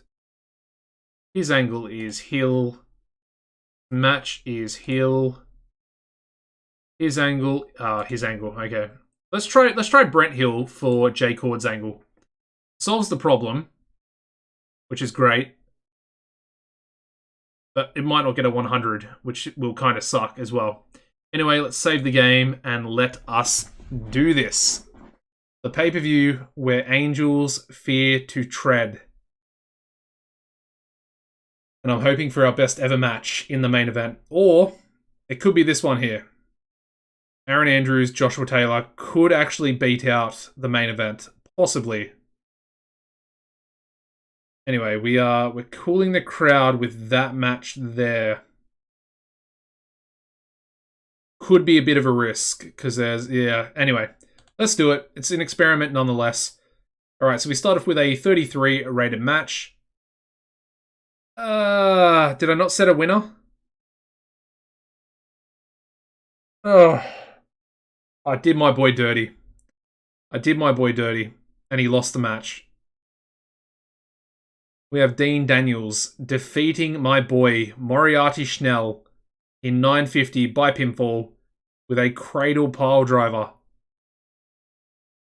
Oh, I feel so sorry for my boy. Poor Schnell. Anyway, we then move into a 56 where we have Dazzling Dave Diamond and Tanner the Mighty defeating the Latino Kings in 743 when Tanner pinned Hector Galindo with a big fat Samoan squash. Interesting finisher. And these two have excellent chemistry when teaming together. So I think we have a new tag team. The overweight, over 40-year-old guys. That's going to be their name. Over 40 overweighters. That's an interesting name. I'm actually going to call them that. I think that's pretty cool. Over 40 overweighters. I like it. What do you guys think? Over 40 overweighters? It's fitting. It's a fitting name. And they can only go for about 10 to maybe 10 to 12 minutes. Somewhere in that region. Anyway, we'll do that after we end the pay-per-view. And then the final pre-show match getting us a 62, where we have Mark Speed, Troy Tornado, and Roderick Remus defeating T-Bone Bright, Bart Biggins, and Daryl Devine in just under 12 minutes when Mark Speed submitted Bart with a cross arm breaker. Yeah, it's a pretty good pre-show match. There we go. Okay, let me take a sip of water here. Okay, here we go. Pay-per-view time. Let me do a cough as well. Alright, let's start the show off. And we start off with a 73 rated angle from Mighty Mo. And unfortunately, he was very poor when trying to improvise off with a... Yeah. He was very poor at trying to improvise without a script.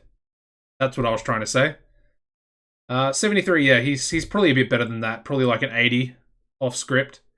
He unfortunately always wants to work without one, so a little bit unfortunate. Anyway, his match gets a 69, where he defeats Eddie Peak in just over 16 minutes by pinfall with a plunging spinebuster. And during the match, Eddie Peak sustained a medium concussion. Wow. That's not good. I think concussions in 2020 are a pretty serious injury. Well, obviously, they're a pretty serious injury all the time, but yeah. Anyway, moving on. Hopefully it's not a botch, but yes. We move into a 100 rated angle yet again, this time with Brent Hill as the road agent. Yeah, Brent Hill. So we get another 100 rated angle. I'm hoping for a couple more of these on this show. But Jay Cord, brother, he's over. Could be our next world champion. You heard it here first. Alright, we go into his match, which does really well. I didn't expect an 82 for Brandon James being involved. But we have Jay Cord defeating Brandon James in 15 minutes, 50 seconds by pinfall with a cradle pile driver. 90 in-ring performance for Jay Cord.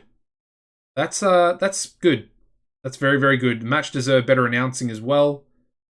But unfortunately, there's no announcers or color commentators that are good enough to replace what we have. Anyway, really good match. And Brandon's definitely doing his pass the torch job pretty well. Alright, so we then move into an 87 rated angle. Hoping this one might hit a 100, but yeah, it's not to be. 87 for Aaron Andrews, and of course he's going into his match against Joshua Taylor to essentially become the #1 contender for the world title. The match isn't great. And I'm kind of wondering why. It only got a 74, but it probably should have done better. It definitely should have done. It's been penalized for something. Anyway, we have Aaron Andrews defeating Joshua Taylor in 1942 by pinfall with a flying body press. Dirt sheet. What's the negatives? I mean, the segment got a bonus for being done to a very hot crowd. But yeah, Joshua Taylor penalized for declining physical ability. I mean, the only penalties were the announcing, color commentary, and then, yeah, his time decline. I feel like that's pretty harsh to get a 74 with a 91 in-ring from Andrews and then a 77 from Taylor. I feel like an 80 would be fair. It's a 20-minute match as well. Anyway. Yeah, I guess that's not going to beat the main event, probably. We then go into a 62 rated match where we have Human Arsenal and Guide defeating Maverick and Finley O'Faraday in 12-19 when Guide pinned Finley O'Faraday with a guided missile. During the match, we also had Doc Hammond run in and attack Maverick. During the match, we also had Hammond turn on Maverick, and we now have Scout back. Let's handle the change. And we turn Doc Hammond into Scout. And the turn was a complete success. Perfect. Alright. We have the new wave back. Should we call them the old wave? I don't know. Either way, I'm happy with that. And as planned, this match brought the fans back down a little. Because we want to bring them back down. This is what happened on the last pay-per-view. Every match was too good. So we'll bring them back down, boost them back up, and hopefully the main event will be extremely hot and successful. Alright, so we then go into an 83 rated angle from Greg Gage. I think, did we give 6 or 8 minutes to this? I can't remember. Let's have a look at, yeah, 6. Okay. That's pretty good for 6 then.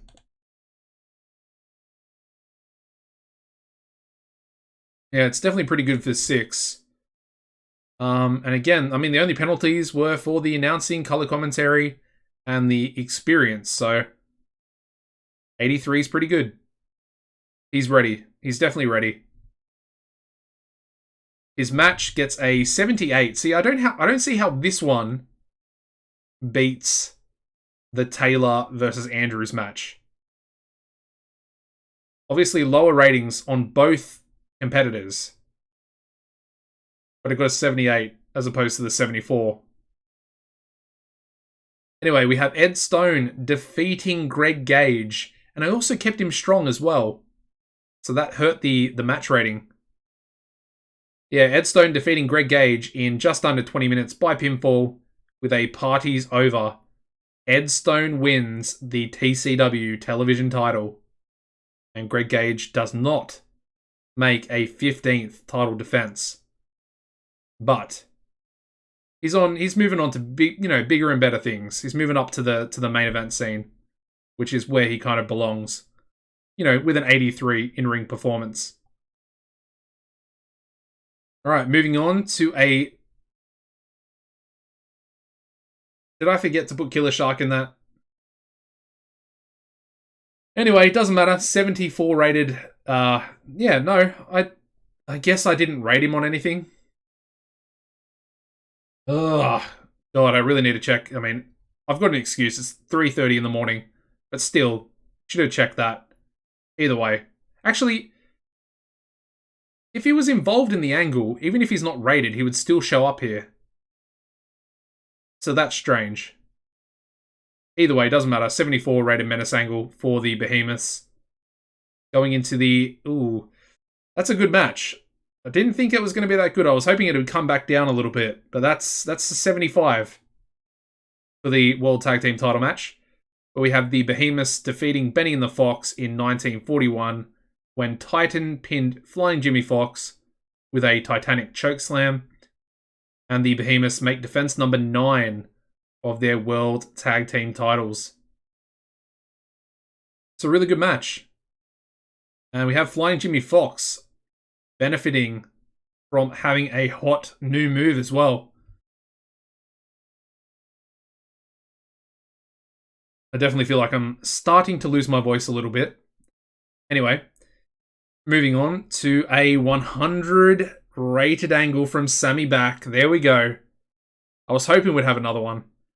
But yeah, superb working off his, the lack of script, of course, which is what he always likes anyway. But then he's also benefiting from having that hot catchphrase that he got on the Go Home show. Was it the Go Home show? I think it was. Either way, that's another 100. This is going to be a good pay-per-view. Please. Please let this be a good main event. Alright, here we go. It's not great. It's only an 82. Okay. Anyway, we got Wolf Hawkins defeating Sammy Back in 24:53 by pinfall with a full moon rising. And we have Wolf Hawkins making defense number 2 of his TCW World Heavyweight title. I feel like 82's a bit harsh. Let's have a look at the dirt. I mean, Wolf Hawkins got a 91 and Sammy got a 79. Come on, man. Come on. Alright. I mean, it was done to a... Oh, really? How is that possible? It got a bonus for being done to a very hot crowd, but was penalized for a crowd starting to get burned out. I guess maybe the match was 5 minutes too long? Maybe I should have done 20 minutes? Either way, that seems hypocritical almost. Like the game is actually being a hypocrite to itself. Anyway. And again, we get the penalties for the commentary. It's a good match, but I wanted a 90, if I'm being honest. I wanted to have our best ever match rating. Anyway, we got one more angle. Hopefully it's a 100. Come on. A 99 to end the pay-per-view. So close. So close for Wolf Hawkins here. But again, he's kind of just reiterating the fact that the fans don't want him to be their world champion. And he once again has proved everybody wrong. And he is still the world champion. And there's nothing anybody can do about it. Except for maybe Aaron Andrews, who is now the #1 contender. So there we go. And we get another 85, which is the same as our Go Home show. So that's increasing our popularity again in all 18 regions. So in the US and also in Canada. Alright, so J Chord's being praised, 100%. Sammy Back's being praised, 100%. I mean, I guess I have to go with Wolf as well. But it's kind of just the same guys being praised. Who else impressed? I guess Greg. Yeah, I haven't actually praised Greg, so let's go with Greg. Okay.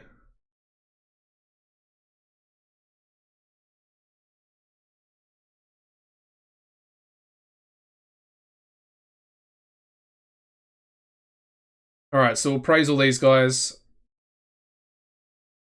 And then I want to check a couple of things before we end the stream, but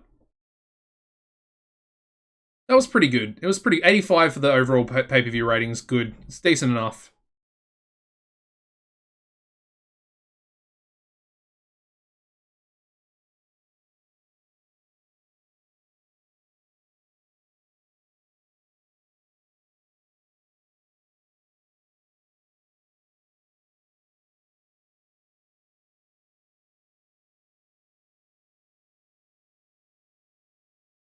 I mean, Electric Dreamer looks pretty good there. She'd probably be one of the women I want to get in for the women's division.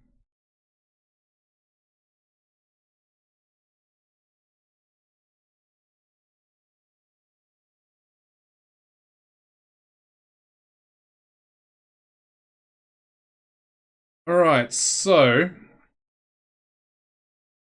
let's have a look at the viewing, or the buy rate, I guess, would be the most important thing to look at. And we got a 0.5 buy rate, which is definitely a lot higher than the last one, I think, because it was like 0.4 something, 4.3 maybe. And that's 251,000 buys of the pay-per-view. We'll check Eddie Peak's injury in a second. But we also have Dermot Ayers. He's pretty good. Pretty good in-ring talent. Low star quality, though, so I don't think he's ever going to really become a star. Yeah, he's in a tag team with Mark Raisin, the Montreal Mafia. We probably could have brought them in. I mean, they're heels. We have enough heel tag teams, to be honest. So we're not going to worry about him either. And of course, he's pretty much based in Canada, so... A few people retiring here as well. Burning Hammer going after Furusawa. That's scary, considering, you know, my BCG series over on YouTube. Yikes.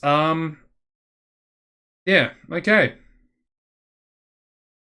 We're pretty much up to 77 popularity now in most of the regions, except for Puerto Rico and Hawaii, so...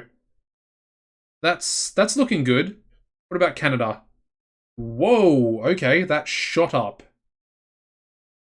We got 72 in Ontario, 71 in Manitoba, British Columbia, on Quebec, and Alberta. And then, of course, as per usual, these two lagging behind. Why is the Maritimes so low? Don't understand that. Anyway, yeah, so let's check some popularity. The first person I want to check is... got to be J Chord. Yeah, I mean, he's got a couple more... Well, I guess he's got one more 79. I think he only had one last time we checked. But as you can see, he's definitely starting to get over. We've definitely been pushing him the right way. From a 71 up to essentially a 78/79. Yeah, that's good. Killer Shark got a 71. He's got a 71, and again, he's still got quite a few more 70s. So he's looking good. Another guy we pushed. Essentially up 10 to 11 points. Which I'm happy with. Who else? Let's have a look at Greg, because he obviously lost his... he didn't lose any popularity. Perfect. We kept him strong. He lost his title. But he didn't lose any popularity. And now he can move up into the upper mid card / main event. Anybody else? Let's have a little look at Schnell. I want to have a look at his skills. No psychology yet, but he does have 1 point in basics. So I'm happy about that. 1 point in stamina as well. Charisma's the same, microphone's the same, acting's the same. Star quality is the same as well. Let's gain some Puro. A little bit of hardcore there as well. No technical, no aerial, and no flashiness. Okay. Obviously hasn't gained any popularity really because he, for some reason, lost his pre-show match. Yeah, who else? I want to have a look at, I guess, Wolf, because, yeah, Wolf seems to be stuck, man. I'm hoping that he's... I don't think popularity caps are a thing anymore. I think the popularity is capped by your size. And we've just gone up to big size this stream. I'm hoping he can break through that, man, because he just hit a 99 promo. Had an 82 rated match. He's the world champion as well. I feel like if he's stuck at 81, that's not going to be good for us at all. We might have to take the title off him. We'll see if J-Cord can get above 80, 81. I'm assuming he probably will be able to. So let's compare their star quality as well. So he's got 92 star quality for Wolf Hawkins there, oopsies. And we've got J-Cord. I think Jay's about the same. He's 92, yeah.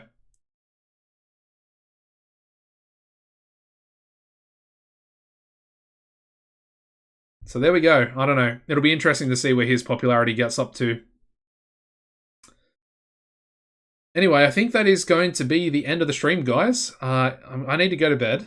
That's for sure, because I want to watch Double or Nothing tomorrow. And it's going to be in, well, essentially, what, 7 to 8 hours?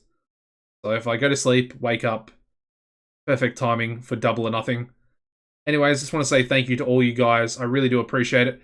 And I want to have a look. Let's have a look if anyone is streaming TEW right now, because I'll do a raid. I feel like doing a raid to someone. All right, we got Matt Sediro, who I am a fan of. Let's try and raid him. I don't think I've ever done a raid before, so let's try this. Alright, so thank you for watching, guys. It's going to be the end of the stream, and we're going to go over to raid Matt Sediro.